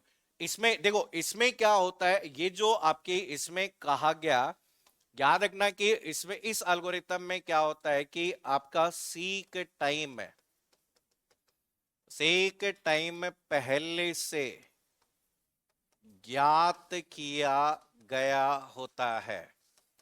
तो इसमें क्या किया जाता है कि पहले सब प्रोसेस आ जाती है, मतलब जो भी रिक्वेस्ट है सब आ गई। अब उनका सीक टाइम पहले से क्या कर लिया जाता है, कैलकुलेट कर लिया जाता है, और उसके बेस पर ये काम करती है कि आप बाद में हम कहते हैं कि साहब ये तो आई नहीं, उससे पहले कैसे कर रहे हो। तो इस एल्गोरिथम में सीक टाइम जो है वो सबका पहले से क्या होता है, कैलकुलेटेड होता है। कि भाई पहले से कैलकुलेटेड होता है कि यहाँ से गोपालपुरा में कितना टाइम लगेगा, यहाँ से अजमेरी गेट कितना टाइम लगेगा, यहाँ से सोडाला कितना, सब टाइम पहले से कैलकुलेटेड है। अब इस एल्गोरिथम में कहा गया कि क्या कैलकुलेट पहले से सीक टाइम का कोई लेना देना नहीं है। अब देखो इसमें क्या होता है, आपकी 50 पे रिक्वेस्ट, अभी हेड 50 पे, पहली रिक्वेस्ट कहां आई, 82, तो ये किधर मूव करेगा, 82। 82 के बाद रिक्वेस्ट कहां आई, 170। 170 के बाद अगली रिक्वेस्ट आपकी कौन सी है, कौन सी, 43। अगली रिक्वेस्ट यहां पे देखो कौन सी है, 43। लेकिन हमने कहा कि यहां पर ये आपकी जो एल्गोरिथम मूव होगी वो स्कैन करते हुए उसी डायरेक्शन में मूव होगी जिस डायरेक्शन में क्या हो चुकी है, मूव जा चुके हैं। तो ये कहेगा कि मैं 43 के पास में नहीं जा सकता, कि भाई यहाँ पे हम कहते हैं इधर ही, अगर इधर जा रहे हैं जैसे 82 के पास आए, 82 के बाद में किसके पास आए, 70। 170 के बाद में ये रिवर्स नहीं होगा, ये रिवर्स कहां से होगा, एंड पे। इस क्रम में जो आएंगे वो सब आपके एक साथ हो जाएंगे, और इस जगह एंड पर आने के बाद फिर ये क्या होगा, रिवर्स हो जाएगा। और जो लास्ट जो रिक्वेस्ट है, जो लास्ट रिक्वेस्ट है कौन सी, 16, यहां आकर क्या है, ये रुक जाए। सॉल्व करो,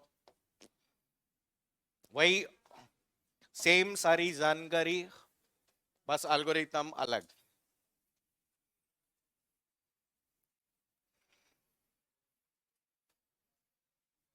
ठीक है, मान लीजिए आपको रिक्वेस्ट वही आपको ऐसे दे दी गई रिक्वेस्ट, समझो 82 170। ठीक है, रिक्वेस्ट आपको दी गई है 43 आपकी 140। ठीक है, इस तरीके से रिक्वेस्ट आपको यहां पर की गई है 24 16 190, 24 16 190। ठीक है, रीड राइट हेड जो है उसकी पोजीशन कितनी है, 50।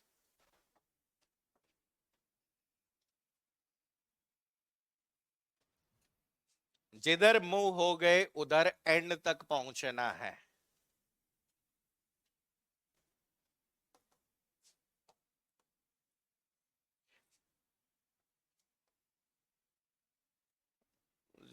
0 16 24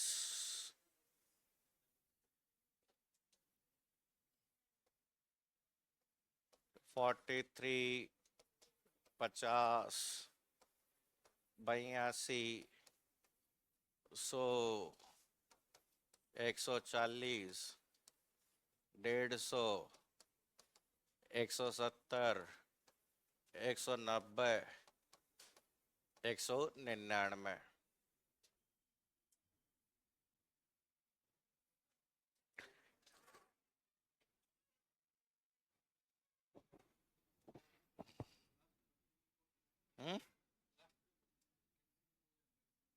लास्ट वैकेंसी ना नहीं है, ये तो बेसिक में वैसे भी सिलेबस में नहीं है, ये तो सीनियर में है। देखो सिलेबस में कुछ भी आ सकता है, अधीनस्थ बोर्ड का कोई सिलेबस होता ही नहीं है।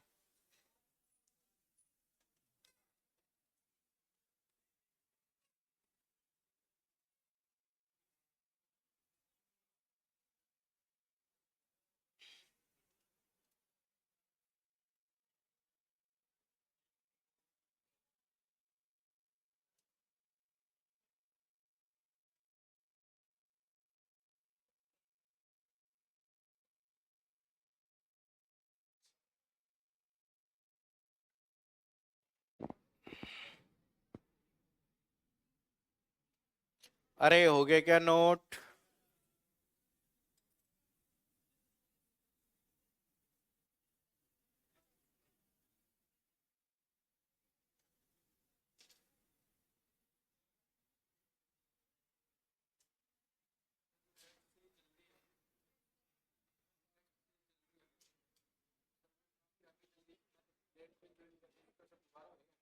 कोई दिक्कत नहीं है, वो ऑनलाइन वापस दे लेना।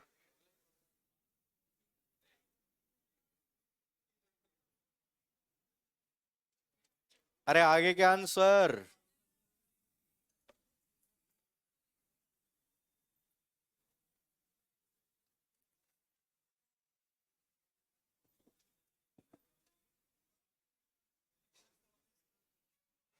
कितना? 200। खेद है लेकिन आपका जवाब गलत है।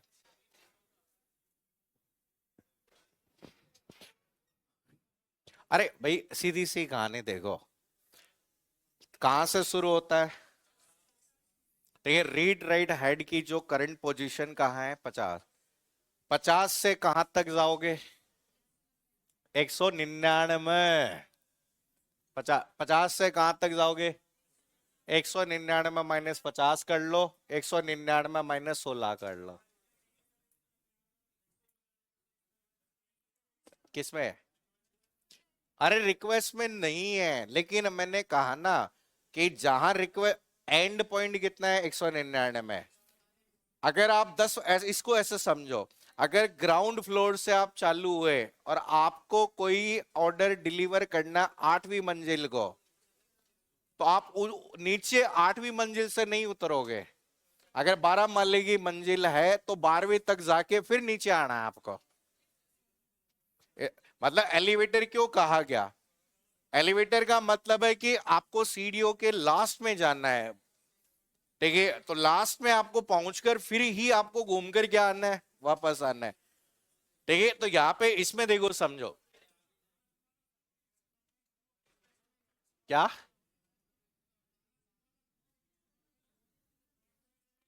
अगर गिवन हो तो उसमें 190। अब तो मैं भाई सीधी सी कहानी है, अब तो मैं यहाँ पे कहा कि 12वें फ्लोर पे ऑर्डर डिलीवर करना है, तो 12वां ही तो अंतिम में है।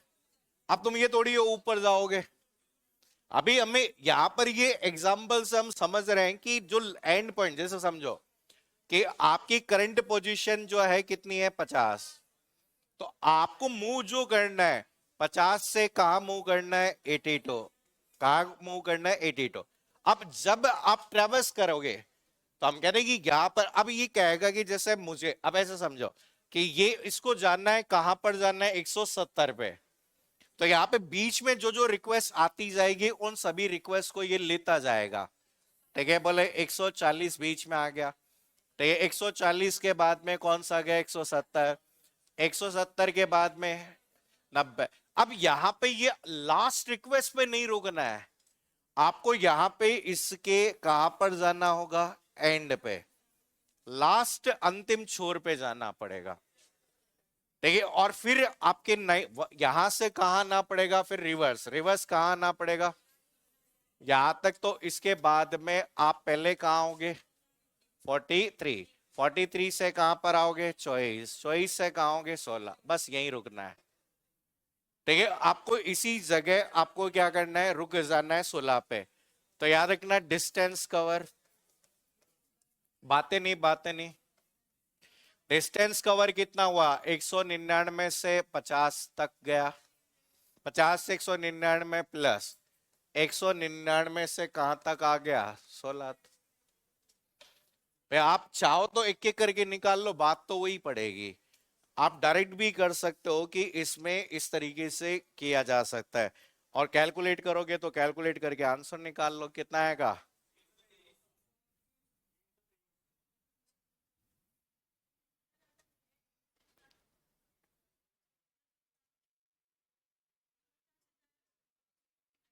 रिक्वेस्ट इधर कैसे जाओगे आप, इधर जान नहीं सकते ना। आपकी रिक्वेस्ट ही पहले कौन सी आई है, भाई ऐसी, तो उधर कैसे जाओगे।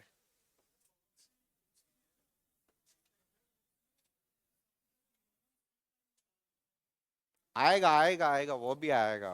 वो दूसरी एल्गोरिथम है वो। अरे आगे क्या आंसर 300,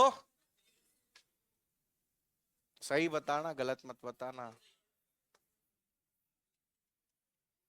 चलो देखो, तो यहां पर देखो, इसमें हम कहते हैं कि यहां पर आपको हमेशा इसमें एक पॉइंट लिख लेना, डिस्क को हमेशा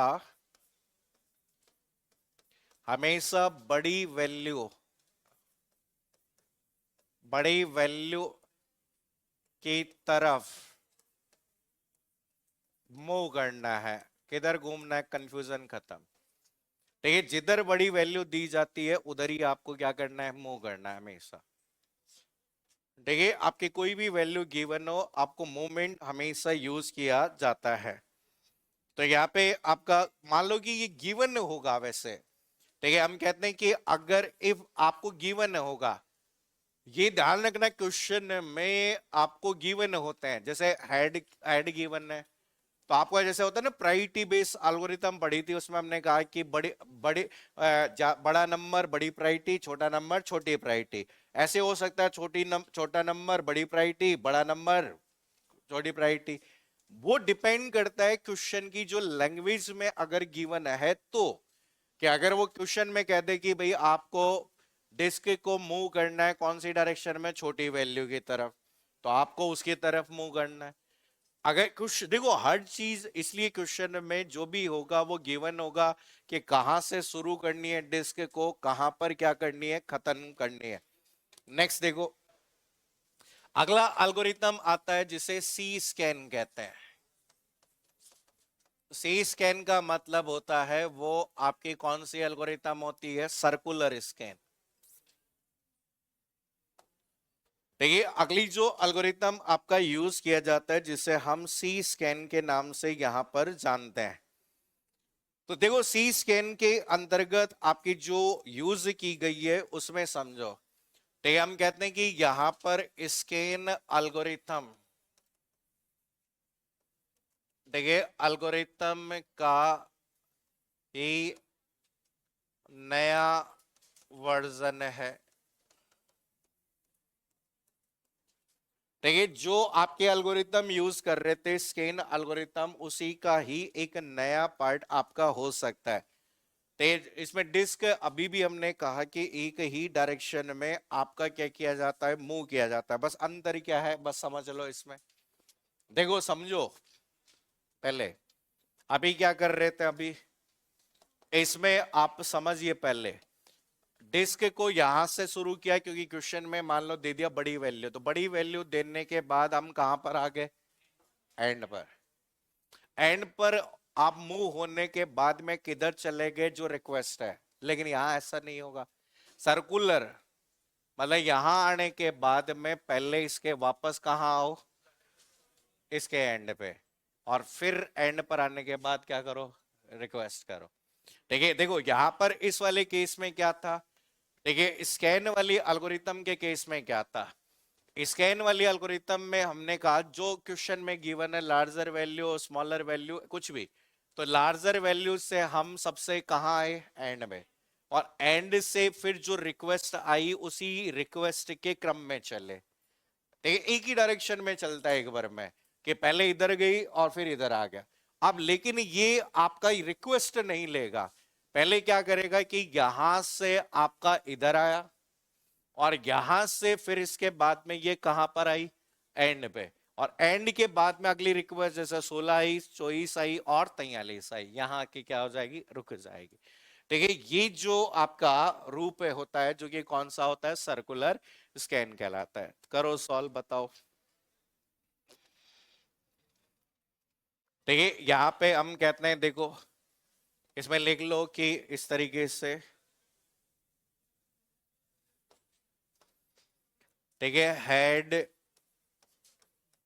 एक ही डायरेक्शन में मूव करेगा पहले, ठीक है, आपका एंड पर पहुंचने के बाद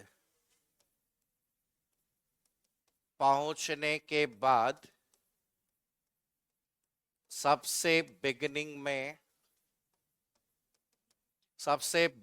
पर हेड आएगा। ठीक है, हम कहते हैं कि आप अंतिम छोर पर पहुंचने के बाद, हम कहते हैं कि एंड पर पहुंचने के बाद, ऐसा भी लिख सकते हो, एंड पर पहुंचने के बाद यह बिगिनिंग पर जंप करेगा,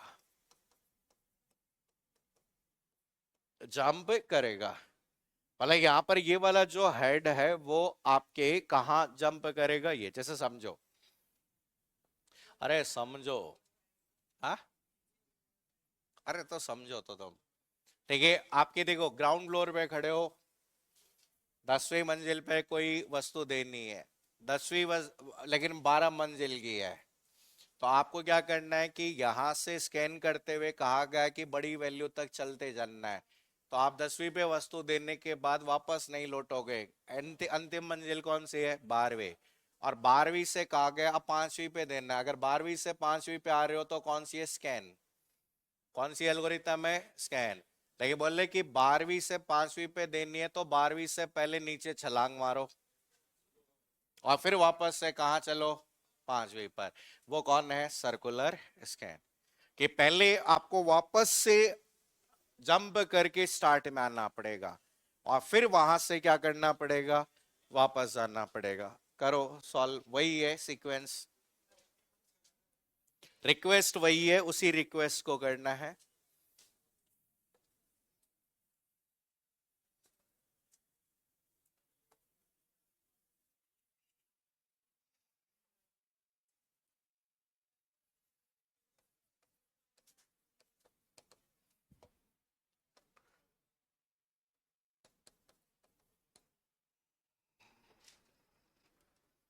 तो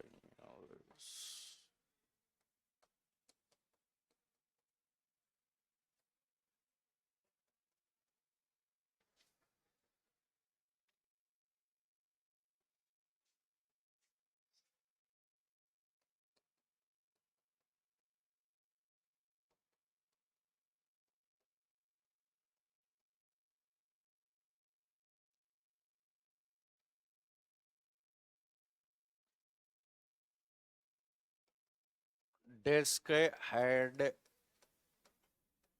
moves towards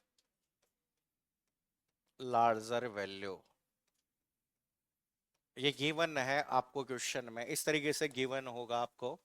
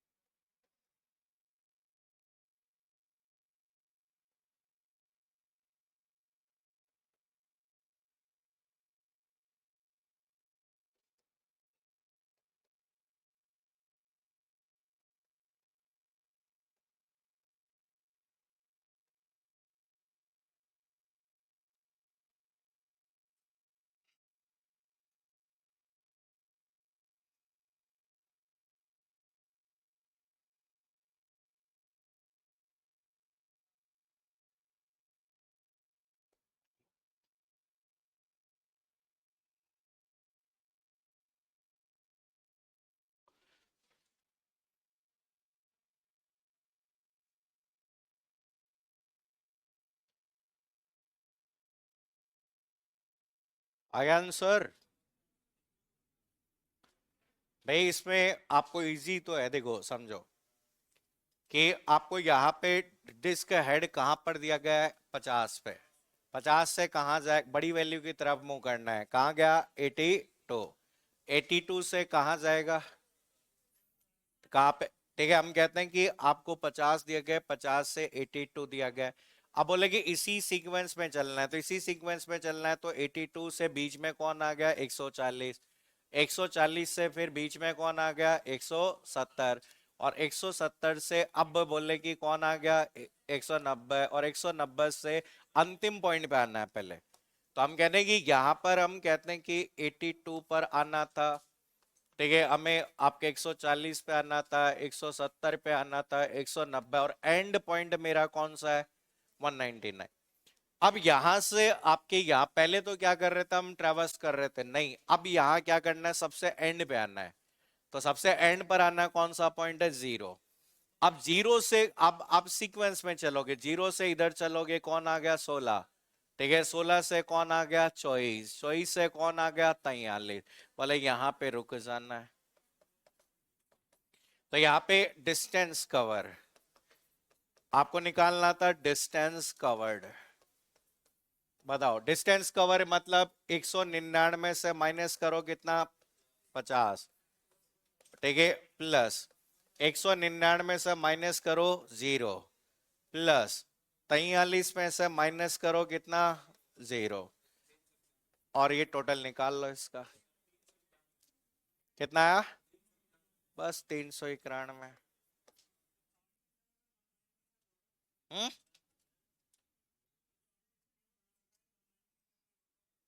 वो तो अगर फिर लास्ट अगर दिया हुआ 190 तो वैसे होगा।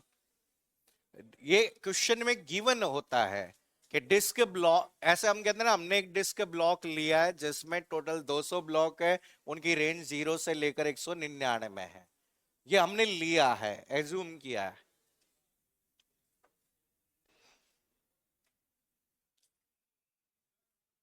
हाँ,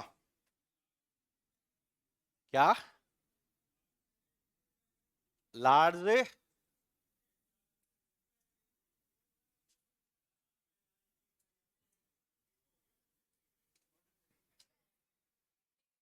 एंडिंग तो लास्ट जो रिक्वेस्ट है वहीं रुकना है। हाँ, कौन सा, अरे एंडिंग रिक्वेस्ट तो तुम्हारी यहीं खत्म हो गई ना, आगे तो कोई रिक्वेस्ट है ही नहीं ना तुम्हारे। तुम्हें शुरू 50 से करना है।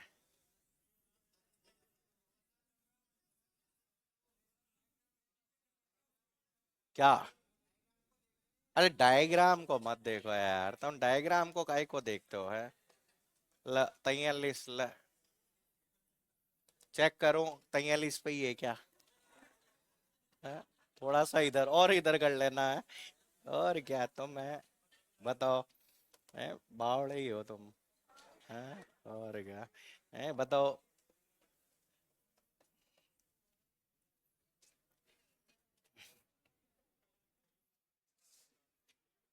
हो गया नोट? तो हमें देखो, इसमें देखो, आपको यहाँ पे देखो, समझो, पहला एफ सी एफ बस था, एफ सी एफ बस में क्या था, हेड जो है, उस हेड से जिस ऑर्डर में रिक्वेस्ट आती है उस रिक्वेस्ट में चलते चलो। अगर आपके राइट क्लॉकवाइज आ रही है तो ठीक है, नहीं तो वापस आ जाओ, फिर इस तरीके से चलो। इसमें हम कहते हैं कि सीक टाइम पहले से सबका ज्ञात होता है, और उस सीक टाइम के बेस पर क्या करना है, मूवमेंट करना है। इस एल्गोरिथम में क्या किया गया है कि लार्जर वैल्यू की साइड में बढ़ना है, और बढ़कर सबसे अंत में जाना है, और वापस रिवर्स होके बची हुई रिक्वेस्ट को क्या कर लेना है, अलोकेट कर दे। इसमें क्या किया गया कि सर्कुलर स्कैन जो होती है आपके स्कैन की तरह ही होती है, लेकिन इसमें अंतिम छोर पे जाने के बाद वहां से बिगनिंग में जंप करना है, और बिगनिंग में जंप करके फिर रिक्वेस्ट को क्या है, फॉलो। तो ये आपकी एल्गोरिथम थी। नेक्स्ट देखो, अगली एल्गोरिथम होती है लुक, लुक शेड्यूलिंग एल्गोरिथम। देखिए, लुक शेड्यूलिंग एल्गोरिथम, देखिए, लुक शेड्यूलिंग एल्गोरिथम में आपको समझना है कि आपको किस तरीके से यूज किया जाता है। देखो समझो, देखिए यहां पे कहा गया कि look scheduling algorithm algorithm scan algorithm के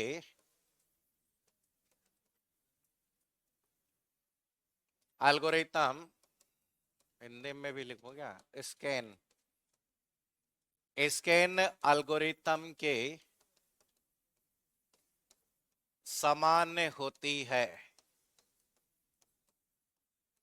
है सिवाय रीड राइट हेड को रीड राइट हेड को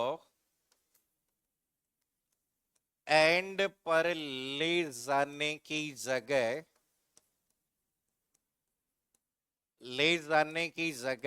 अंतिम रिक्वेस्ट से रिवर्स कर दिया जाता है रिवर्स कर दिया जाता है। मतलब स्कैन, देखो स्कैन जो एल्गोरिथम है सेम वैसी की वैसी एल्गोरिथम, कौन सी एल्गोरिथम है, लुक एल्गोरिथम। बस डिफरेंस इतना ही है कि आपको एंड पे नहीं जानना। ठीक है, एंड पर नहीं जानना, आपकी जो अंतिम रिक्वेस्ट है वहीं से क्या हो जाना है, रिवर्स। मतलब 10वीं मंजिल तक ही जाना है और वहीं से वापस आ जाना है। ठीक है, 12वीं तक नहीं जाना। जैसे समझो, लिखने से पहले एक बार देखो, ये स्कैन एल्गोरिथम है। देखो इस स्कैन एल्गोरिथम के अंतर्गत हमने कहा ये जो स्कैन एल्गोरिथम है उसमें देखो कि हम क्या कर रहे थे कि लार्जर साइड में मूव होने के बाद हमारी अंतिम रिक्वेस्ट कहां तक थी, 190। लेकिन हम 190 पे रिवर्स नहीं हुए, कहां पर रिवर्स हुए, एंड पे। एंड जो पॉइंट है, एंड पॉइंट से रिवर्स होकर हम इधर आए। ठीक है, ये एल्गोरिथम जो थी। अब ये एल्गोरिथम क्या कहती है समझो। तो ये हम कहते हैं कि ये एल्गोरिथम क्या कह रही है कि आपको स्कैन की तरह ही चलना है लेकिन 190 पे रुक जाना है, आगे नहीं जाना। और 190 से ही आपको क्या हो जाना है, रिवर्स हो जाना है। ठीक है, 190 से ही रिवर्स हो जाना है। और ये एल्गोरिथम कौन सा एल्गोरिथम है, लुक एल्गोरिथम। कौन सी एल्गोरिथम है, लुक।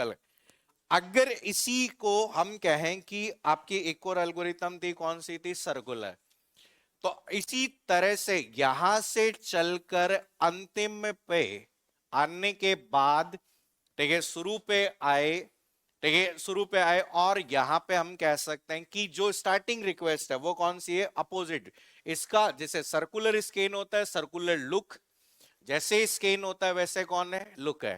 ठीक है, जैसे सॉल्व करो इसको वापस से इसी तरीके से करिए। बस इतना सा ध्यान रखना है कि एंड पे नहीं जाना। हाँ, जीरो पे इसमें थोड़ी जानना है, जीरो पे। इसमें जीरो पे स्कैन में जीरो पे जाते हैं क्या, कहाँ जाते हो, तो आधा अधूरा क्यों याद रखते हो। इसमें देखो, यहां इसमें क्या करना है, बस इतना सा इसमें चेंज है, यहां से यहां तक आना है। बस यहां से यहां तक, जहां तुम 199 माइनस आपका 16 कर रहे थे, उसको अब 190 माइनस क्या करना है, 190 माइनस 16 कर। बस इतना सा फर्क है इसमें। सॉल्व करो एक बार, फिर देखते हैं।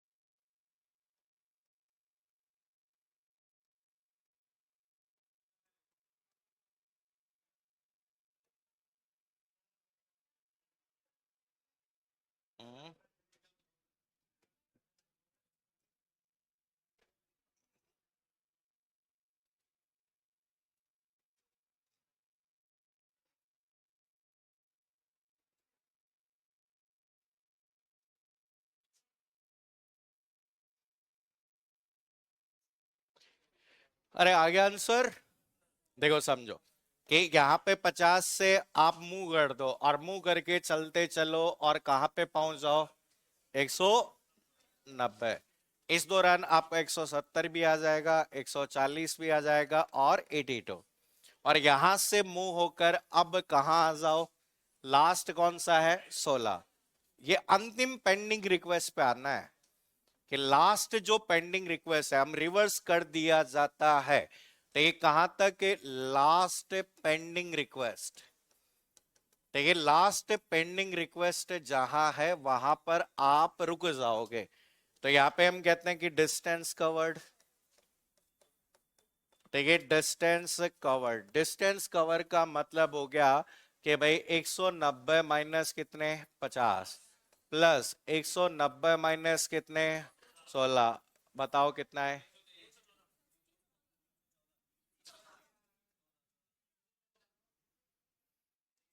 आ गया।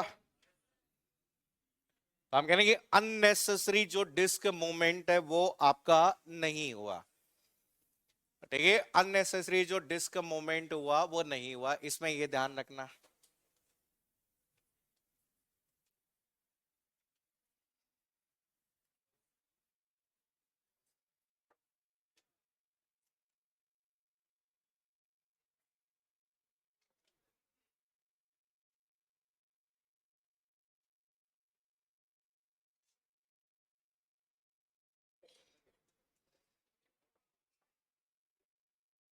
हो गया नोट।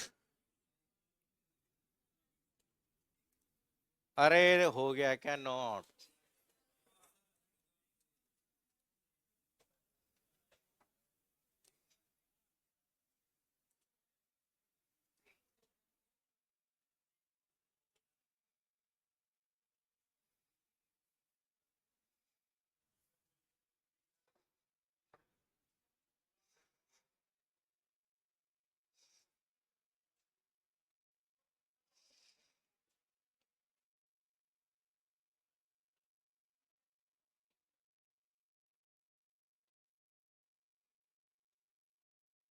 अरे हो गया नोट। चलिए देखो, देखिए इसके बाद में अगली जो एल्गोरिथम है वो कौन सी एल्गोरिथम है, सी लुक। देखो सी लुक का मतलब क्या है, देखिए similar, similar as C scan, परंतु परंतु अननेसेसरी, परंतु अनावश्यक, अनावश्यक मूव को,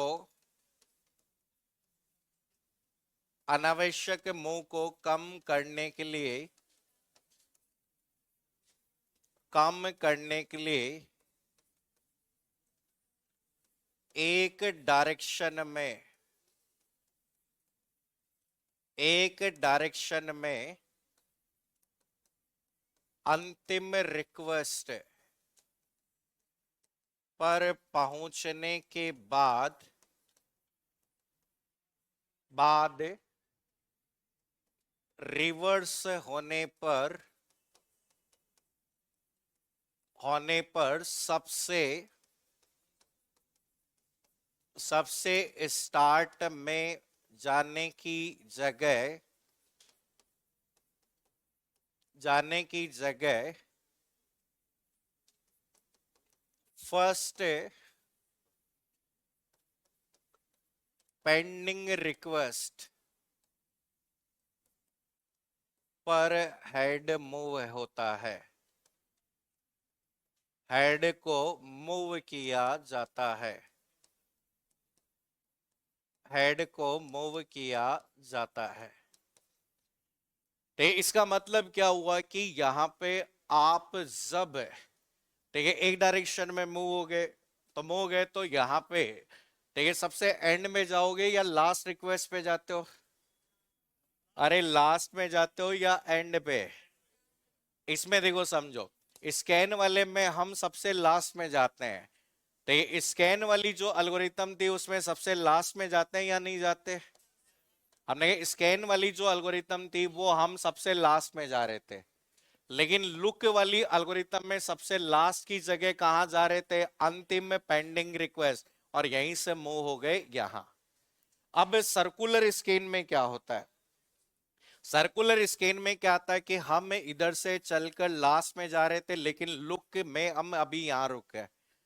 रिवर्स होने के बाद में हम रिवर्स होकर कहां जा रहे थे, स्टार्ट में। स्टार्ट में नहीं जाना, 16 पे ही क्या करना है, रुक जाना, और वापस से क्या कर जाना है, मूव हो जाना है। मतलब यहाँ पे एक तरीके से दोनों छोर के एंड पे नहीं जाना, ठीक है, दोनों छोर का जो लास्ट एंड पॉइंट है वहां नहीं जाना, ठीक है। इधर की जो पहली रिक्वेस्ट वहां जानना है, और इधर की अंतिम रिक्वेस्ट है वहां जाना है, ठीक है। तो उसमें क्या था, स्कैन में तो क्या था कि स्कैन में आप यहां लास्ट तक जा रहे थे, लुक में अंतिम रिक्वेस्ट से ही मूव हो जाना है। सर्कुलर आपके लुक में अंतिम रिक्वेस्ट से पहली रिक्वेस्ट पे आ जाना है, और फिर क्या हो जाना है, मूव हो जाना है। बस यही अंतर है। करो जल्दी से सॉल्व। हाँ, क्या, किसमें,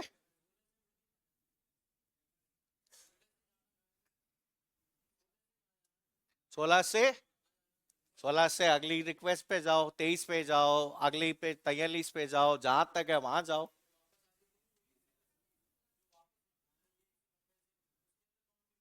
वो क्यों काउंट होगी, वो तो जा चुका है ना, वहां जा चुका है वो तो। देखो जी, 0 हो गया, 16 हो गया, देखिए इसी क्रम में आपकी रिक्वेस्ट आपकी दी गई है, आपके जैसे चॉइस आपकी दी गई है, 43 आपका है, 50 हेड आपका दिया हुआ है, ठीक है। आपको यहाँ पे 83, आपका 82 गिवन है, ठीक है। जैसे 82 है, 100 है, 140 है, ठीक है, 170 आपको दिया गया है, 190, 190 दिया गया है, 199 दिया गया है।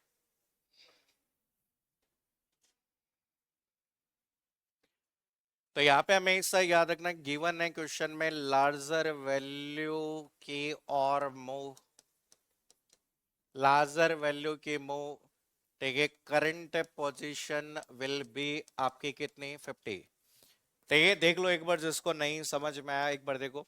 अभी करंट पोजीशन कितनी है, 50, 50 से कहां तक जाओगे, 190, 190 से कहां तक आओगे, 16, 16 से यहाँ पे 16 पे पहुंचोगे, 16 से कहां तक जाओगे, 43, बस।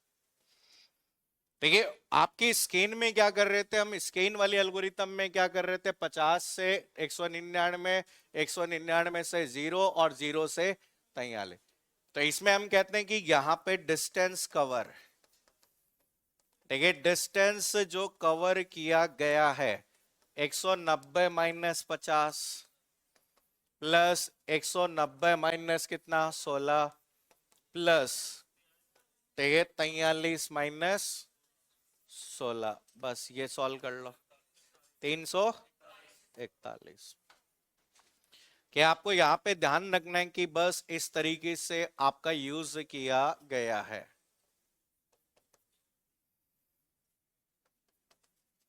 क्वेश्चन को ध्यान से पढ़ना है कि आपको लार्जर वैल्यू में मूव करना है, स्मॉलर वैल्यू में मूव करना है, किस तरीके से यूज किया जाता है।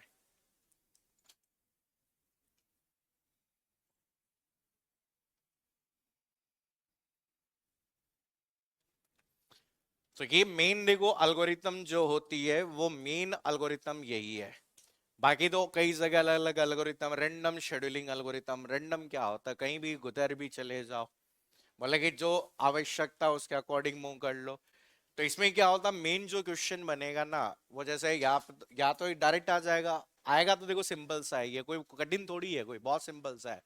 या मिलान करने का आ गया, एक साइड शेड्यूलिंग एल्गोरिथम का नाम लिख दिया और बोल दिया कि डिस्क का मूवमेंट कैसे किया जाएगा, क्राइटेरिया क्या होगा, ठीक है। आपके जैसे अभी केंद्रीय विद्यालय का पीजीटी का पेपर हुआ, इससे पहले वाइस प्रिंसिपल का पेपर हुआ, पिछली बार सेट का पेपर हुआ, हर पेपर में आपका शेड्यूलिंग का सवाल आया हुआ है, इसका डिस्क शेड्यूलिंग का। ठीक है, आपके प्रोसेस शेड्यूलिंग का तो आता ही आता है, डिस शेड्यूलिंग का भी आया हुआ है। तो ऑन एवरेज एक सवाल कभी कभी यहां से पूछा जा सकता है। ठीक है, ये याद करो। ठीक है, अब आपके इस यूनिट में केवल एक ही टॉपिक बच जाता है जिसका नाम क्या है, मेमोरी मैनेजमेंट। ठीक है, उससे पहले आपका कल कल मैं ओएस नहीं पढ़ाऊंगा, कल मैं मेमोरी मैनेजमेंट जिनका बचा हुआ है वो पढ़ाऊंगा। ठीक है, इस टाइम पे नहीं, जो भी टाइम आपका सबसे लास्ट क्लास रहेगी, तो वो जो मेमोरी मैनेजमेंट का जो भी बचा हुआ, जो जो मेमोरी टॉपिक बचा हुआ है, जैसे रैम क्या होती है, रोम क्या होती है, वो सब है 2-3 घंटे का मैटर जो है, वो हम पढ़ लेंगे, ताकि फिर मंडे से जब हम मेमोरी मैनेजमेंट पढ़ेंगे तो किसी तरह की कोई दिक्कत नहीं आएगी। ठीक है, आज के लिए इतना है।